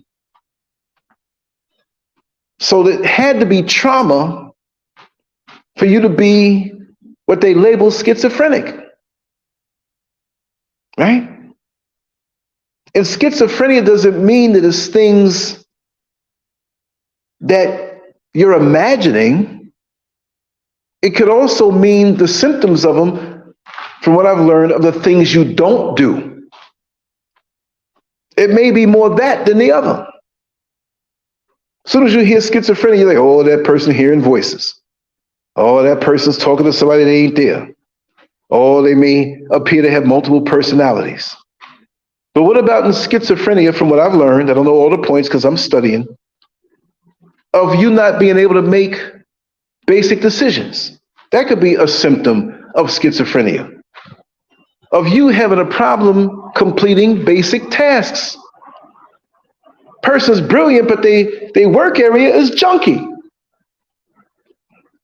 That might be me sometime, but I don't think I'm schizophrenic. I have all kind of gadgets that are around me and I'm working, and by the end of the day, my desk is cluttered. Sometimes I go to bed like that, come back, it's cluttered. And it's right now, you don't want to see a picture of my desk. But I know where everything is, so I don't think I'm nuts. Not that schizophrenic people are nuts, right? So when we have these other things, now this is the important thing I wanted to say. Can you be schizophrenic and not have had any trauma in your life before, or something that you're holding in? That's a question that I'm asking. I don't know. Could you have what is seemingly a perfect life? And there's no perfect life, y'all. But I'm not saying this as an observer to somebody who's covering up and making it seem like it's a perfect life, but really where from the inside you said, I ain't gonna say it's perfect, I had a really good childhood. Like a person who says that they don't feel there's anything that was traumatic to them to have a ripple effect into their adulthood, right? So I feel there had to be some kind of something that really bothered you. It doesn't mean you were raped repeatedly. It doesn't mean that, it may be something with your parents or your sister, your brother, that you said to yourself, when I get older, I ain't gonna deal with this no more. Or maybe you repressed it and it still affects you in a way that's so obvious, but you don't realize it, but the people around you do, and they start speculating. Well, the way she must be trying to get away from something in her head because she just clean all day, wiping and cleaning and sweeping and wiping and cleaning and sweeping, but she ain't working on her relationship with her husband. You see what I mean? Like that person who's reacting to the thing may not even know what it is, but they're trying to get it away. Look, we all know that movie or that crime show, and I bring up the rape word. No, I'm not trying to traumatize anybody because I know a lot of us, have been in that situation. But for those who have, especially those I've talked to, they tell me about that never-ending shower that they took, or bath, but usually it's a shower because the bath you're immersed, the shower you scrubbing. There's water hitting you and you scrubbing. It's going down the drain. Or even a date or a union with, and I'm talking to the sisters now, where he didn't rough you up. It was consensual, but you realize in the middle of it, like, I am not feeling this. Let him finish and let me get on up out of here. It was consensual. You gave permission. So, you may, okay, I'm not into it halfway through. It was my mistaken judgment. And you trying to get up out of there. His breath stunk, underarms stunk. He started talking about his head, some crazy stuff, wanted a weird act performed, or said something to turn you. You want to get out of there. Like, this is not good. So you go home, and when you shower more. So we have people that clean and clean more, or they dress up nicer, because that's how they work out getting away from, and this is my opinion now, getting away from that trauma that still sticks with them that they think the world can see. Many of us have understood what it's like to not have money for a time. Hence, we call this thing being broke. A lot of us have experienced being broke. And when we walk into the store, we might have a couple of dollars on us, or whatever your currency is that you use in your particular country. We might have a little bit of money, but we broke, and we know it. We ain't getting that check until next Friday, but it's Thursday of the week before. We get paid every other week. So we got a whole damn near week before we got money, but we have to get enough money, have to get enough food to survive. When you walk into that store and you don't have any money, you feel chastised. Everybody got 2 and 3 shopping bags of food, shopping carts of food. Ha ha ha ha. We're going to dump some of this food off to our friend. Living in abundance. And when you broke, it's like everybody else have more than what you have. And when you walk into that store, you feel as though somebody took a magic mark across your head and said, broke. You think everybody knows it. See? So when you have these traumas that you haven't gotten over, you're sensitive to it because you feel as though what you know so well about yourself and what you're in denial about, you think everybody else knows it. And so we cover that part up. That if we had that parent that was the pack rat, and now we're going to make sure that we don't pack anything extra into our homes, but there's a can of soda over there by the coffee table of a guest that came last night. We quickly snatch it up because we think that, oh, hell no, we ain't going to be no pack rat up in this house. So in chemistry, when you have vials of clear liquid in a science test, just like back in science class, I can remember, his name was Mr. Benfanti, our science teacher in junior high school, which they call in the South Middle School. If you want to test what's in those vials, you have to add another chemical to it and see the reaction. So you can automatically tell about many people, not as easy, but how they react to certain things. So this is when people are trying to get at you, destroy you or put you down. They're evil. They'll say things at you to get a rise out of you and test your reaction. This is something that I know. I don't have any degrees, y'all, but I've always been one who studied human nature. And it's gotten so good now, I'm not going to say I'm never wrong or never right or always right, but I think I got a pretty good rhythm because I've been practicing this dance the night before the party for a long time. So if I look good on the dance floor, it's because I've been in this thing for a while. Got me? But that's how we have observers around us, people on the job. They might act friendly, but they're watching you. Your next door neighbors, they weirdos or whatever. They say hi or you don't talk to, but they're watching you. See, so this is why in your moving about on the earth, on your job, in your neighborhood, shopping, the people you deal with on a regular basis, you cannot give them a reaction because people could be testing you to know how to move in on you better. Ladies, y'all know. Men out in the street, men on the job, men in church, men in your neighborhood. They'll say something to you to see your reaction, to know how to advance. Hey, how are you? I'm your neighbor. My name is so-and-so. My name is Lance. I noticed, that you brought in all these flowers. Seem to like flowers. What are you going to say? Yes or no? What you going to say? Mind your business. You don't know. You try to be a little cordial. He's going to keep watching to see. Then when you get extra flowers now, he's making a move on you. It may not be. He might be some homosexual dude who likes flowers and just hooking you up. He ain't even interested in you that way. But you know how people come at you. And so while we have to deal with all of these different issues with mental health, we got people coming at us that sometimes we don't want to be bothered. You might be a woman coming out of work dressed nicely. Some dude trying to come at you. It might be a dude who may appear to be somebody you might be interested in. And that's just looks alone. We don't know what's on the inside. You might have diarrhea or your period might be starting. You don't want to talk to this dude like, no, not now, no. But because you look good to him, he thinks that, oh yeah, you're approachable. So we don't know the traumas. We don't know what people go or have on the inside. We don't know. We don't know. And we hide them good.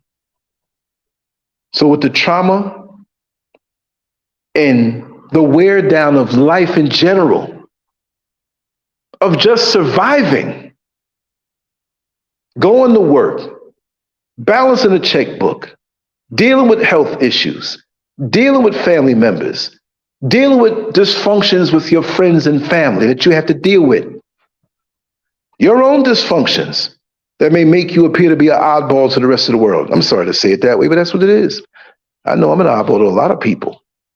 That joker don't never come outside, man. He come out at night. He just staying there, but he be talking on them shows, but in the street, he be looking mean. I know what it is. I'm comfortable with my weirdness, and I embrace it. My weirdness has helped protect me through all kinds of dysfunctional situations, to be honest. Embrace your weirdness because it's not weird. It may be the very scab that protects you from getting wounded again in your healing. Understand that.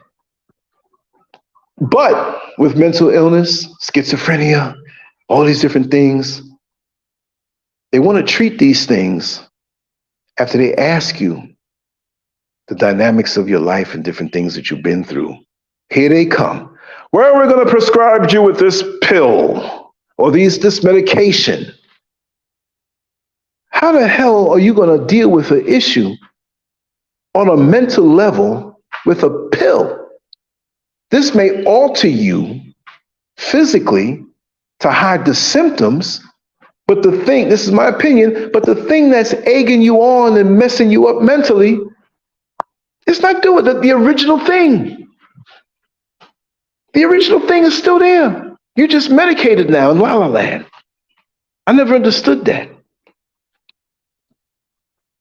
part of the therapy is to get the person to talk and deal with their emotions and untangle, I don't want to say mess, because that's going to make somebody feel bad who's going through stuff.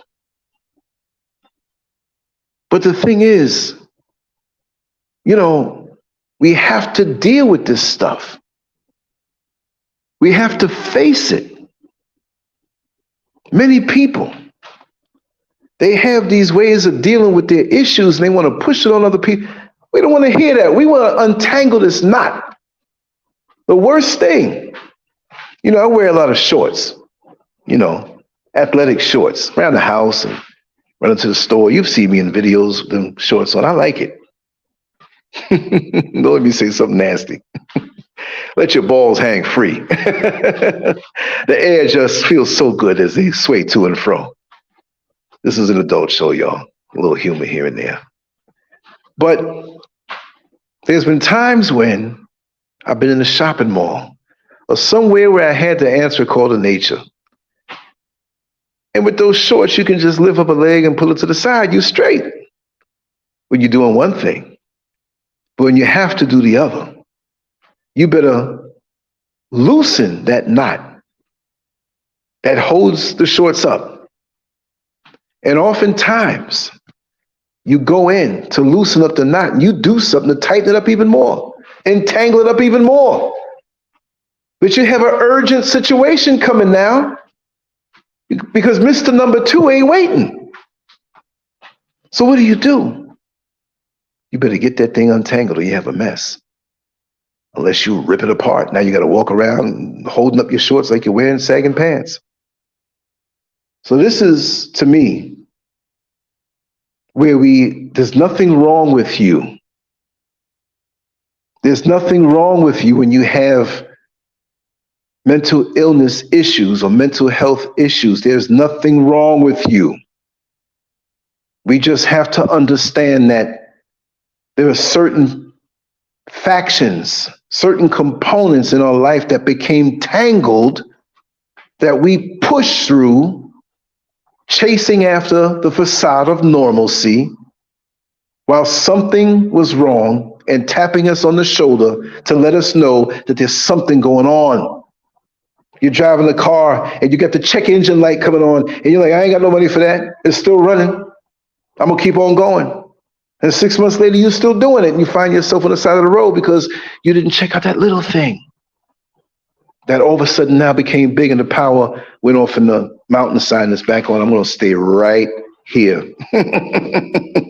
I ain't going nowhere. I'm on the phone, I'm a wireless mic, and I'm good, right? But there's that stigma which makes people, especially Black people, at the hint of getting help. I ain't crazy. Ain't nothing wrong with me. Look. You go get your car fixed by the mechanic. You go to the doctor physically when something happens to you. But let me also say, right, that there's that spiritual element of healing from a mental illness or malfunction. Let's just say malfunction, because ill sounds like we equate that with the physical. Oh, you ill. You losing weight, man. You may not make it for another year. I mean, we don't want to hear that. Let's just say we're okay, but there's a slight malfunction because of the stress that I had to deal with in this life. We go through, yes, sweet D, let the balls breathe. My sister, you understand. You understand. Let it all hang and just dangle and be free and all pulled up. And no, we don't want that. You're just as crazy as I am. I love you though. But here, we never address the spiritual element. Because no matter where it is where we have the malfunction, and again, this is my opinion, whether it's physical, mental, or spiritual. If it's a physical illness or physical injury, it's not just physical. With Western medicine, I've said this many times before, we only address the one thing. It's not like that. If it's a physical injury, there's a mental and spiritual element to that injury, which may not be as obvious and may not be as dominant. So let's play around with some numbers so maybe a person can understand. If the injury physically is 60%, but it looks like that's the only thing going on with us, right? But it's not. And maybe there's no way of gauging. But out of 100%, if the physical injury is 60%, then that means the other two components, you ain't at 100%. So possibly it's 20% spiritual and 20% mental. But it's not always going to be where the remainder is divvied out evenly. It might be 60% physical, 35% mental, and 5% spiritual. You may call me crazy. I'm just thinking out loud and giving you what I have to call opinion, but to me, those are my facts. Your opinion is your facts until somebody can prove it otherwise, correct? But we have to be politically correct and say, oh, this is my opinion. Because there's more to us than just the physical. And Western medicine only deals with the physical. So when they give you all these damn pills to take to kill the symptoms and not the original cause that's ailing you, right? They are hiding the original cause by killing off the symptoms. What about the mental and spiritual aspects of that malfunction / illness? We ignore those because there's no pill for the spiritual. There may be a pill for the mental to keep you from feeling down, so chemically they'll alter you, giving you something synthetic that may resemble a dopamine hit, which is what we get when we get online and somebody responds positively to what we put out there as far as a comment or video, and we keep getting these dopamine hits. So the smartphone, which helps us to walk around and get on the internet, is no different than a damn crack pipe. And a lot of us are smoking all day long. Smoking all day long. We get on and put out our false persona to the world so we can get a dopamine hit on that false persona. And in the middle of the night, you know them people don't give a damn about you because you ain't even being your authentic self. I'm right here in my house. Mr. Scurv hears me. If I was a liar, she'd be, look, a lot of my friends are here, but they're not in the chat room, they're watching. They would tap me on the shoulder through an email or a text message and say, Lance, why are you lying about that? You know it didn't go like that back in 1985 or 82 or whatever. I'm very transparent. I ain't tell everything, meaning that all of the decadence that I involve myself in, that would be overkill. And why? I would be glorifying that, which means I haven't grown away from those things.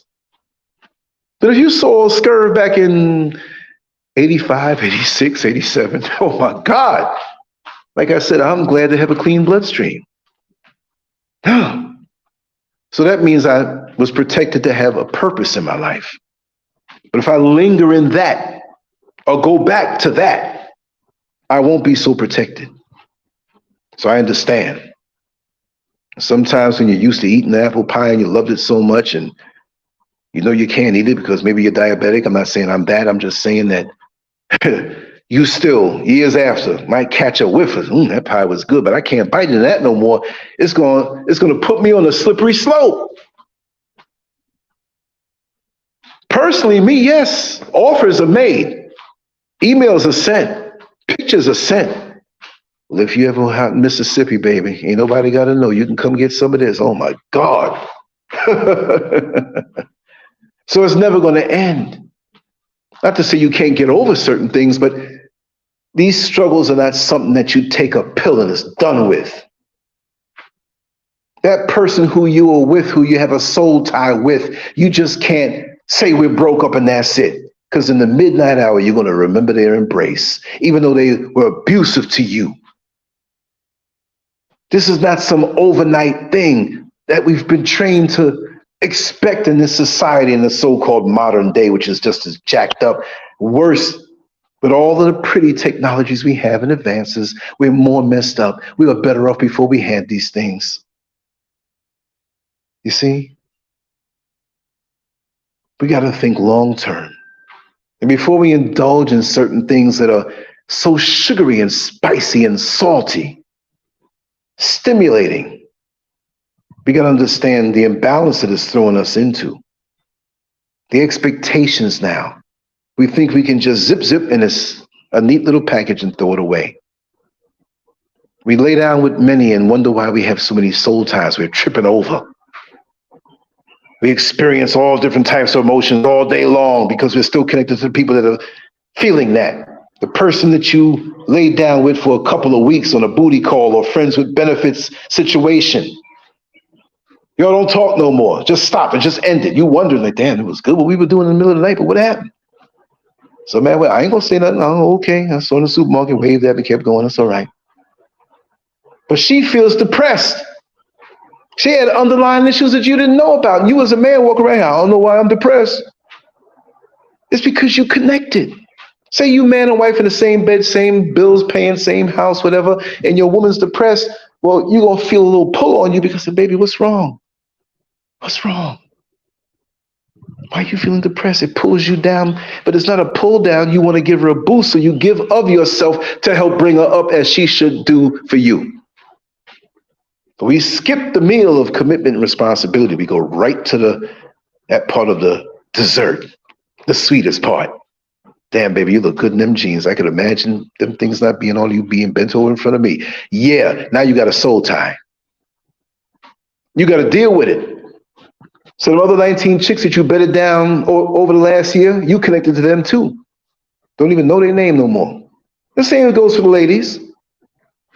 Ain't no quick touch and go thing, but we think it's that way because of this era that we live in.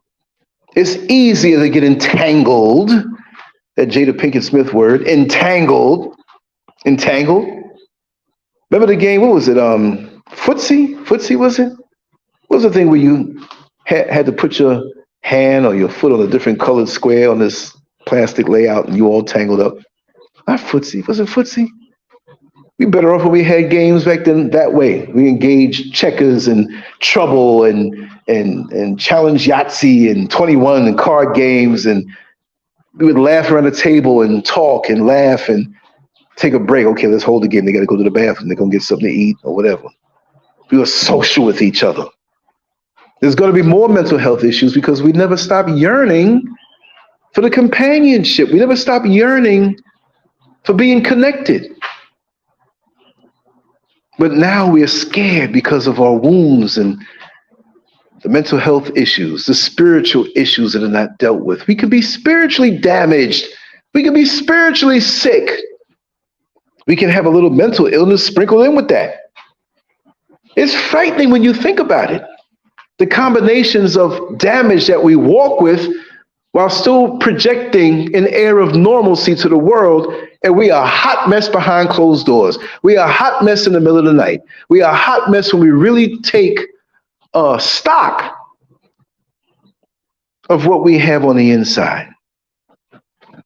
That's the part that scares me. That we Twister. I said Footsie. Yeah, Twister. Y'all got me on that one. And I remember that. And y'all just told on yourself because ain't none of y'all 20 years old. No, I'm just playing with y'all. Yes. We were better off, but now it's the quick fix thing. You meet somebody, you got the app, you got the hookup, and don't know what danger you're putting yourself in. So there's a bit of accountability that we have to have. Not even just a whole lot. And I say it again. Whenever we got the devil in our life, it's because he went to the door, opened the door with a smile and let him right on in and invited him on in. And wonder why you got so much hell in your life. Is it a wonder? But there is, to me, a spiritual aspect of the many categories of mental illness, I'll say mental malfunction to be nicer. Because even then, when we understand these things, the first thing out of our mouth, I ain't crazy. No, you're not. But if you keep ignoring it, you will be. That's what I say. You keep on ignoring it, you're not crazy. There's nothing wrong with you. There's a malfunction here that needs to be dealt with on 3 levels of the physical, mental, and spiritual. Because look, when you have mental issues, it may not be where you walk around all kind of ways, but after a while, it's gonna end up being a physical thing. Maybe a malfunction, an illness physically, or where we can see that something's wrong with you. All right? There was a lady who used to ride the A train. You all know I went to the High School of Art and Design back in the late 70s. And it was fun riding that A train because every kind of kook, I'll say it that way. I'm not putting nobody down. I'm just being funny. But we saw a lot of mental illness that was in New York City. And you know, New York City is, you don't have to wait too long before you see something that's a little off. You want to see some entertainment? I'm not putting anybody down or using them as entertainment. I'm just being a podcast host and being entertaining. You know, I have love for everybody. If you want to see something off, you ride the New York City subway station. When you're on a packed car, now see, all the doors between the cars don't open, and some do, that you can walk while the car is in motion, even though they discourage you when the train is in motion, to walk to the next car. Sometimes that one door is open, you go to the next car and it won't open. But in a perfect world, you can leave from one and go to the other. And as you're leaving from one that's crowded, you don't even know really the state that next car is in, but you look and you say, wait a second. See, you get street smarts after a while. Why is that next car of this train empty and the car that I'm on crowded? Is it that the doors don't open and let people in? No.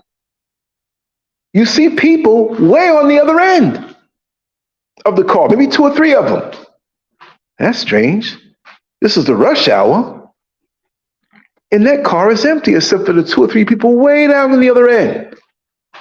Now, I'm a New Yorker, y'all. Certified, bonded, licensed. Put my time in. And so I tell you, you go to open that door from the car that you're in, and you try to open up that next subway car door, and it opens. All of a sudden, right there by the door, by the seat, you didn't see it from the other car, is someone who is homeless, who has mental health issues, and ain't washed in a month. And they've been going to the bathroom on themselves. And as soon as you inhale, before you realize that you're in there with this person, hence the reason why there's 2 or 3 people way on the end, but usually the whole car stink. Let's just say it that way. The whole subway car stink. So when you come on, it's funny. People will do that. You know, when you inhale and you smell something musty and you just exhale, you might even blow some matter out of your nose and have to wipe it off. It's almost like those 9 dogs in the neighborhood around the one female dog that's in heat. So they can't figure it out, the new dogs that came around, and then you got that one dog humping on the female, and they all hanging around waiting for their turn. And so in their air of horniness, you'll have that one male dog, the dog ain't a homo, but he want to get in on the action, so must be more females around than what I can see. So he'll push his nose up under the tail of the next male dog and realize it's a male. And so he exhales and gets the hell on up out of there and wastes his turn. But you realize that this person is homeless. Okay, there's obviously a mental health issue. But was it that the world broke them from pressures, that they weren't equipped or didn't have the support of family? Because families are treacherous. Families will hold grudges against you. Families will ignore you. Some family members will hate you. Some of your biggest haters can be your own brother or sister, cousin, parents, grandparents, aunts, uncles. Maybe you exposed a family secret, thinking you were going to get help with why that uncle puts his hands on you the wrong way, but nobody acknowledged it. So now you're looked at as a troublemaker. You looked at somebody who is going to upset the order because we're getting along just fine. We know how he is, but don't mess it up and put that out there. How dare you? Now you're the enemy. Ain't that something? So now you get older, and they still talk to you somewhat at the family gatherings, but you know there's a coldness there. But now you have a real issue in your life. It may be where you broke up with the person you're with and they tossed you out, or you needed money because you had this physical thing that you had to have, something set off the chain reaction of you needing a real family now. And now you have a real need and you present it to them with your fingers crossed because you know they ain't digging you too tough, but they're your family. Who else are you supposed to go to? And they quickly let you know and bring up everything else and act like they're going to help you. Well, I got a bone to pick with you because about 25 years ago, you said this, and you sitting around like, oh God, they're going to rehash all of this stuff. I just need their help. Is there any bit of love inside of these people who share the same DNA with me? And you realize that your attempt to get help from them, whether it's financial or a place to stay for a few months until you get on your feet, they used it to beat you down because they had this venom inside of you for the longest time. And just like they said in that article, if you're homeless, have drug issues, right? Physical issues, not making no money, those are stresses. You up at night trying to figure out, you got 2 weeks to pay your rent, but you don't have the money. You up at night, you stressing, everybody else is like, la, la, la, la, la, la. Everything's good, how are you? And most of us, I'm okay. No, it's not. You're not okay. You're stressing over that rent. You're stressing over that place to live. You should have a support system. And we all sitting up with our righteous asses in church, praising some white Jesus. You all are sick. Those of you all who do that. Go up in church and give all your money and won't give a dime to your family member who needs help, who may not agree with you on everything. Nobody here on this platform agrees with me on everything. Maybe you don't agree and hold it to yourself. Maybe you say it, I'm cool with that. Maybe I don't agree with everything that everybody says that's here. Y'all know I've done shows where I've had guests come on that I know Lance don't agree with that, but we have to know how people think. We have to know how they got to where they are, to where they are now. And even if it's an enemy. I had a show where, what was his name? Oh God, he called himself Coven. Eric Shepard. I think it was back in 2016, 2015. God, I've been doing this for a long time.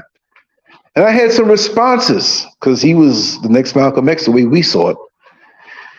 And brilliant young man. But I think he was scared away by the powers that be because he had massive influence all over TV, Sean Hannity and Bill O'Reilly and all of them. I'll find the link and drop it, and you could understand why it went there. But he reached out to me, and he had the FBI, he had the police, all kind of law enforcement, drug, alcohol, or ATF, alcohol, whatever, firearms, tobacco and firearms. And he had to hide. He called me like, Scurv, man, I know you'll do me an interview, right? So I got you, man. But anyway, after that, oh man, half of the Klan was in the comments section because they'll voice their feelings first. But the corporate white folks who work with you, they'll bring you flowers on your birthday, but they're making sure you ain't going to get no raise. You're going to get that change of position. You're a great worker. Let's go for lunch. Want to know what you're doing, what you're going through, so they can use it against you. People could be so devious. But I had so many comments and I challenged all of them. I said, you all are talking this smack like keyboard warriors. Let me see one of y'all got the balls to come on my show and speak your mind, and I'll let you talk. Man, so many black people came against me. They didn't understand what I do and how I do. Me, you got to know how your enemy thinks. You got to know how the opposition thinks. Because in boxing, every time somebody throws a punch at you, they are open to a counterattack. If you throw out a jab to an opponent and you're throwing out a left jab, well, your whole left side is open to receive a body shot. Or you can come over the jab with a right hand and catch him with a right cross. But you better be quick in your execution of this. So when you know the rhythm of your opponent, you can plan on a counterattack or a way to defend yourself because you know how they think. And folks didn't understand that I let this man talk. I said, you ain't using no N-words up in here, and you ain't putting people down. You can let people know how you feel in ways, you know, that are articulate, right? I'm not encouraging this, but I wanted people to have a view on how they think. See? And it goes deeper than saying, white power, white power. Niggas go home to Africa, niggas go home to Africa. No, we need to study you a little more. Because like I forgot to say, one of the reasons why we should be on point with who we utilize for our health, mental, physical, spiritual, is that, and I hate to tell the whole story, I'm gonna say it quick. We had a guy come by that was gonna change out all the windows and everything in our house in Orlando. And the area we lived in Orlando was close to the riots that happened back in the 1920s, Ocoee riots. We were 2 blocks over the Ocoee borderline. And a lot of those old homes and people were there, they were still from that time. They had another area down, what was it? Something, it started with an O. Same area, but you know, you divide up little communities and stuff like that. And this white man who was a year younger than me, I think I was like 52 or 53 at the time. So he found out and realized I was from New York City. He told me about his love for rap music, and he had a genuine love for rap music. He wasn't some white boy trying to be black, because he was bringing up names of rappers and time periods and stuff that I knew about. I'm like, damn, you know, but he was in Orlando. He really loved it. So we connected on that level, and I saw that he was just like a big teddy bear. So we got deeper, because you know, when I'm around people, I'm gonna extract things out. We're gonna talk, I'm not just gonna take you on face value. So I said, you grew up down there? Oh, wasn't Alta Vista? Something, because we lived up in the Hiawassee area, right off of Hiawassee Road. I can say that now, we ain't there no more. You know what I mean? In Orlando, in Pine Hills. And then people say, well, you lived on the nice side of Pine Hills. You know, I got another story for that, another time. But he grew up in that little part, a couple blocks down. And I said, how was it growing up for you? You know, I was trying to egg him on to say some classified white people stuff. He said, well, you seem to be a guy I can talk to, and I want to tell you one thing. 95% of the people who lived in that neighborhood not too long ago when I was a kid and you were in New York and you were a kid, back in the 70s and 80s, 95% of them were in the Klan or Klan sympathizers. We were the family that was known as being the nigger lovers. And on our block, we were the only ones. Maybe 2 blocks over there was some more, whatever, but 95% of the people there were Klan sympathizers or in the Klan. I was like, wow. Had to keep egging him on because I'm getting some classified information. Am I kissing up to him? No. This is what it is. We need information, y'all. And even if it's somebody who doesn't look like me that has information, it's my job to extract it. Don't be talking to that white man. No, I'm going to find out the real deal. Now, if you pushing propaganda to give me wrong information, I'm still going to compare it with other things. So I know I'm right? We're going to do it that way. So that being said, I think this rice is done. Let me check on it. I like these little microphones. I can walk around and do normal stuff. I'm going to leave it out the bathroom if I go in there, though. We don't want to hear that. But it was fascinating to me, like Mr. Spock on Star Trek, fascinating, Captain. I didn't want to do a Vulcan mind meld with this guy because I would have seen too much, but he revealed to me how hard it was for him. But this is the message that even in this day, I want to share with you. You have to be careful, y'all. Just because somebody that doesn't look like you smiles in your face doesn't mean they're for you. There are some who are more mild and some who are more severe. I'm not trying to make you paranoid. That's my job. You filter it through. But what he said was, you know, Lance, look at the age we're in. The age group, just turned 50, early 50s, whatever.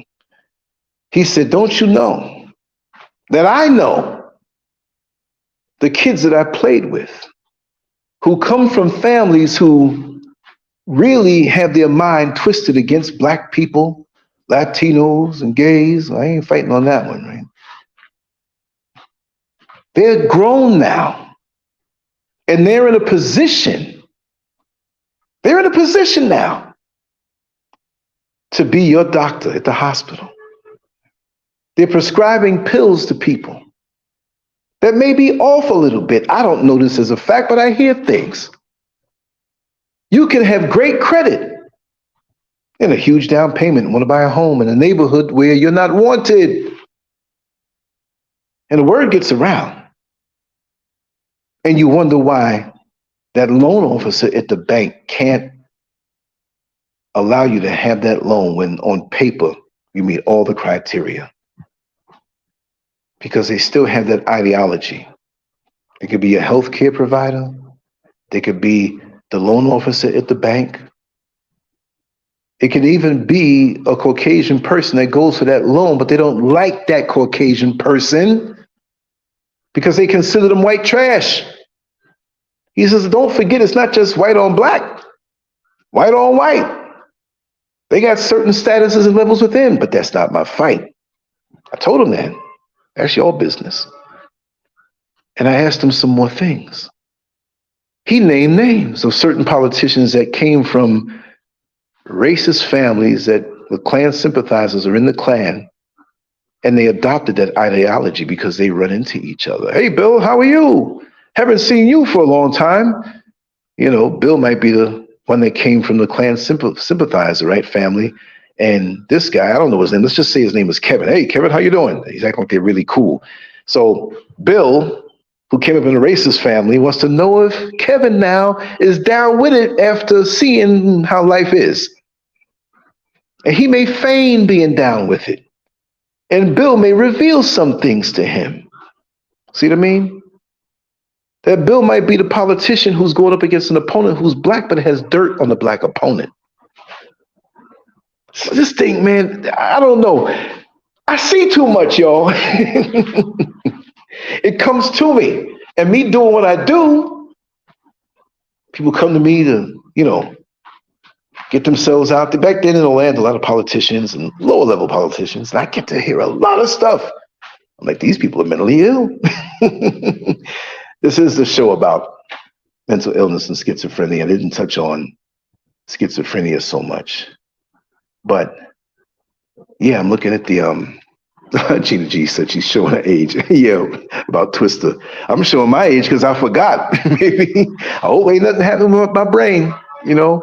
But no, I'm good. I'm good. I'm keeping active, and this in itself keeps me feeling good, keeps me tuned up, keep the physical up, the spiritual, the mental. Know where your blip is on the radar screen. And I'm going to talk about this more so. I'm not going to wrap it down right at this very minute, but in a few minutes I will. Because, you know, I was only going to do an hour. It's 2 hours and 17 minutes. You always get the extra bonus beats with me. Sunday, it rained real bad.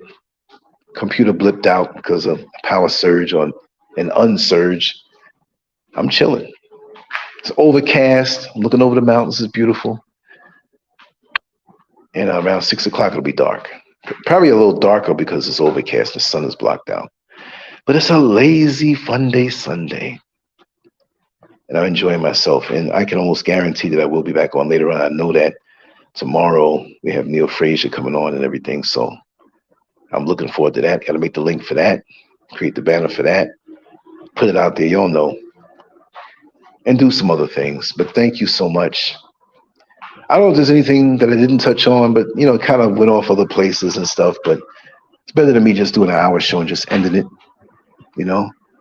So if there's anything you want me to speak on really quick, let me know.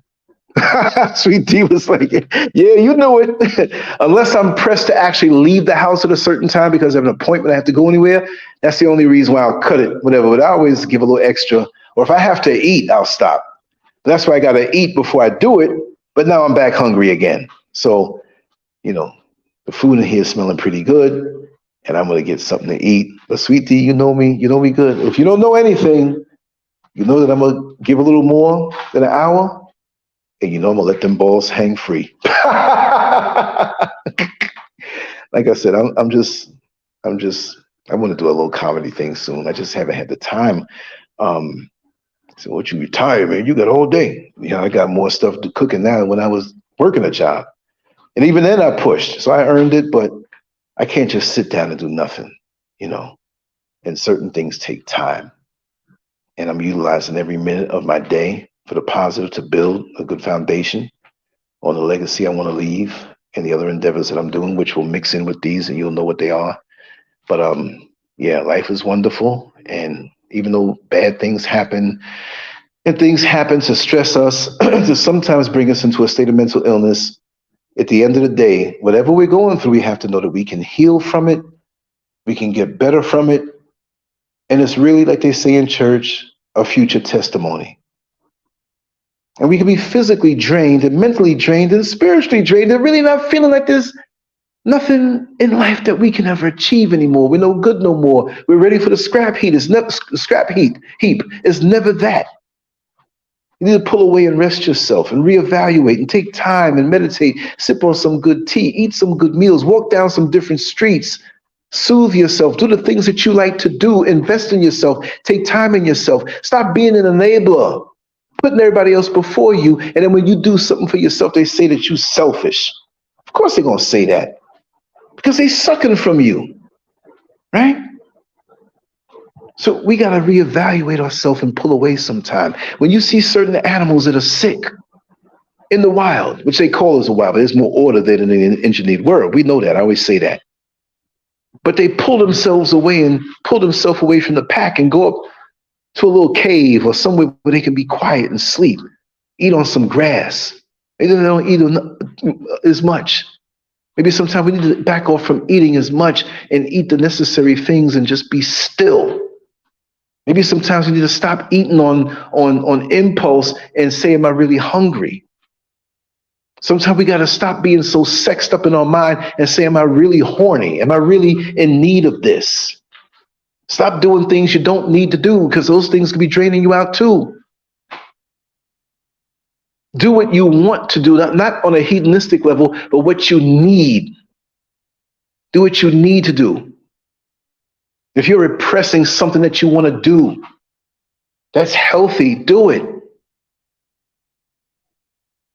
I want to leave the house today. I'm gonna bring my wallet. I'm gonna bring my cell phone. I'm gonna mute that bad boy or keep it off just in case of an emergency. I just want to go out. I just want to go somewhere else. Let me be myself. Let me get away from this dysfunctional family, dysfunctional neighbors, dysfunctional thoughts that being in the physical place can stoke. Did you know that? Sometime you being home and it's your home and you love being home. But if your mind is filled up with things, or an incident happened, or a phone call in a certain area of the home, that might be reminding you of that feeling. Get out the house. Cleanse your mind of that and you come back and it won't be there anymore. The mind is a very tricky thing. We have to be proactive in our maintenance. It shouldn't be where, and we're going to go there most times, right, where we have to heal. But if you avoided the coffee table in the middle of the night, you would have bashed your shin and made that cut. So it's about maintenance, doing the things you need to do to maintain good mental health. You've been working a lot. You might be a little broke. You may not have money right now like that. Just get away, sit on a park bench in a park you've never been to before. Go to the hospital and speak to the people who have terminal illnesses and speak love to them. Let them tell you about their life before they're on their way out of here. And let them know that this is not it. You know, sometimes to make ourselves feel good, we can do something for somebody. We're so driven in this society. I gotta get the bag. I gotta get mine. What about doing for somebody? Not some old using person who's just around you to use you, suck you down, but for somebody who genuinely needs it. Say you got some check. I didn't say some chick, I said check. You got a check for $2,100. You were expecting it, but you thought it was going to be 14. You budgeted it for 14. Well, if you want to take 700 of those dollars, I'm just making this up because, you know, we can catch up on things. There's maybe something you want to do for yourself. Maybe you take 350 for you. Now you're going to be the good Samaritan. But you've been feeling down. But sometimes we do something, and it doesn't just have to be money. It could be a shoulder to cry on or a listening ear. Let's just say it's money. And you go into the supermarket and you stand there where the cashier's on. You let them know, listen, I'm standing here because I want to do something good for somebody. I'm not going to shoot the place up. I'm not crazy. You know, this is what it is. I want to do this. This is what I do. And you see a mother. You don't know if she's single or not, but you can kind of tell. She got 5 kids. And the way they're dressed is not too, looks like, you know, the clothes a little dowdy. And she has a coupon, she has a food stamp, she has a little bit of money, and she looks stressed. Or maybe you give her $50, I don't know. Maybe you give her 350, maybe you give her a whole 700. But if something speaks to you in your heart, this is how we are as Black people. Maybe others are like this too, but I know we're like this. We're the biggest tippers. We might be some of the most intense haters, but when we on. And so you see that lady pinching her pennies, and she has to tell her children to put certain things back on the shelf. Bingo! You walk up to that lady. You tell her, listen, I've been led to do this. This is from me to you. Take this and walk away. You're not looking for accolades. You're not giving her your email address, or you're not have a camera in your hand and say, do a little video with me to show how good of a person I am. Then that means that's bullshit, that you didn't do it out your heart. People have done some things for me out of nowhere when I needed it the most. It happened even this year. I'm sworn to not mention names that you know, but it was done for me on such a level that you would not believe what came through, because they sensed it. And I thank you. I'm speaking to somebody specifically. You know who you are. I can't thank you enough at that particular crucial time. Huh? So this is what we have to do for each other. So instead of running down to the white Jesus and taking some of that money, lady who was with the 5 kids, don't do that. Show some love to your family who will do that. I mean, us. May not be the DNA sharers, because that's where God resides, inside of us. And a lot of times, because of our hang-ups, we block that voice, not only from coming back to us, but from going out to help somebody, because we're all part of this system on a quantum level. And some will say karma, some will say this, some will say that, but we're all connected, whether we like it or not. And we should understand that one of us has a deficiency in our support systems, that we need to undergird them and step up to the plate. Men, you need to man up. Men these days, I don't know what's, I'll say males, I'm sorry. I'm not going to insult men like that. But males these days, they're not like the way they used to be. We had issues back in the day, don't get me wrong. But the males these days in my midst, I'm seeing too many of them who, this word I'm about to say is not allocated to any one sex, even though it's been used that way against females. It's a state of mind. But many men these days, they ain't nothing but bitches. They ain't nothing but bitches. Gossipy, hating bitches. Some of them are chubby little bitches. They need to wear a bra with them titties they got that's bigger than their wives. Talk about balls hanging. They may have the physical balls, but they don't have the symbolic balls, because there's a lot of women out here who got more balls than these little bitch men out here. And I know it pains them, because you look to a male who should be a man to do certain things in our community, but they bitching on the little stupid things. They need to send their balls back. Turn your balls in. Like when a cop did something wrong, turn your badge and your gun in. Well, they need to turn their balls in. I might do a show this week. Turn your balls in. Because you don't deserve to have them. You can create children with them, but you're a little bitch. And how you going to lead your kids when you're a little bitch man? That's a whole other topic. I think I will talk about that tomorrow. Maybe I'll come back later on. I don't know. I'm going to eat. I'm going to eat. Yes, it's a beautiful thing. I want to thank you all for being here. I am going to sign off for real this time. I probably will come back on later. Hey, I got a lot of free time. I'm going to do what I got to do, but I got to do some other things. Got to hit some graphics and some artwork and some other things and other things and other things. I love it. I have a lot of time, but I have no idle time. I have idle time to rest. Yes, I do, right? But I have no time to waste. If a person's into wasting time, I can't deal. I can just sign. I could have just signed, oh, I'm in the mountains in Ghana and looking out on this view and the hell with YouTube and all of that. I ain't stepping off. I ain't doing this no more. No, I love this. It's part of me, and I love you all. And on that note, let me just get ready to sign off here. Anything else that you want to say? Let me know. Turn your balls in.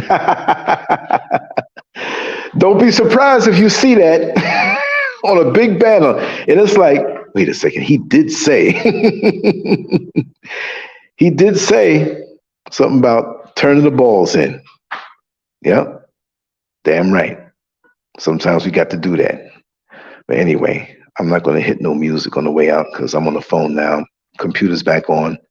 Everything's working good. But I'm going to sign off like this. And I will talk to you in a little while.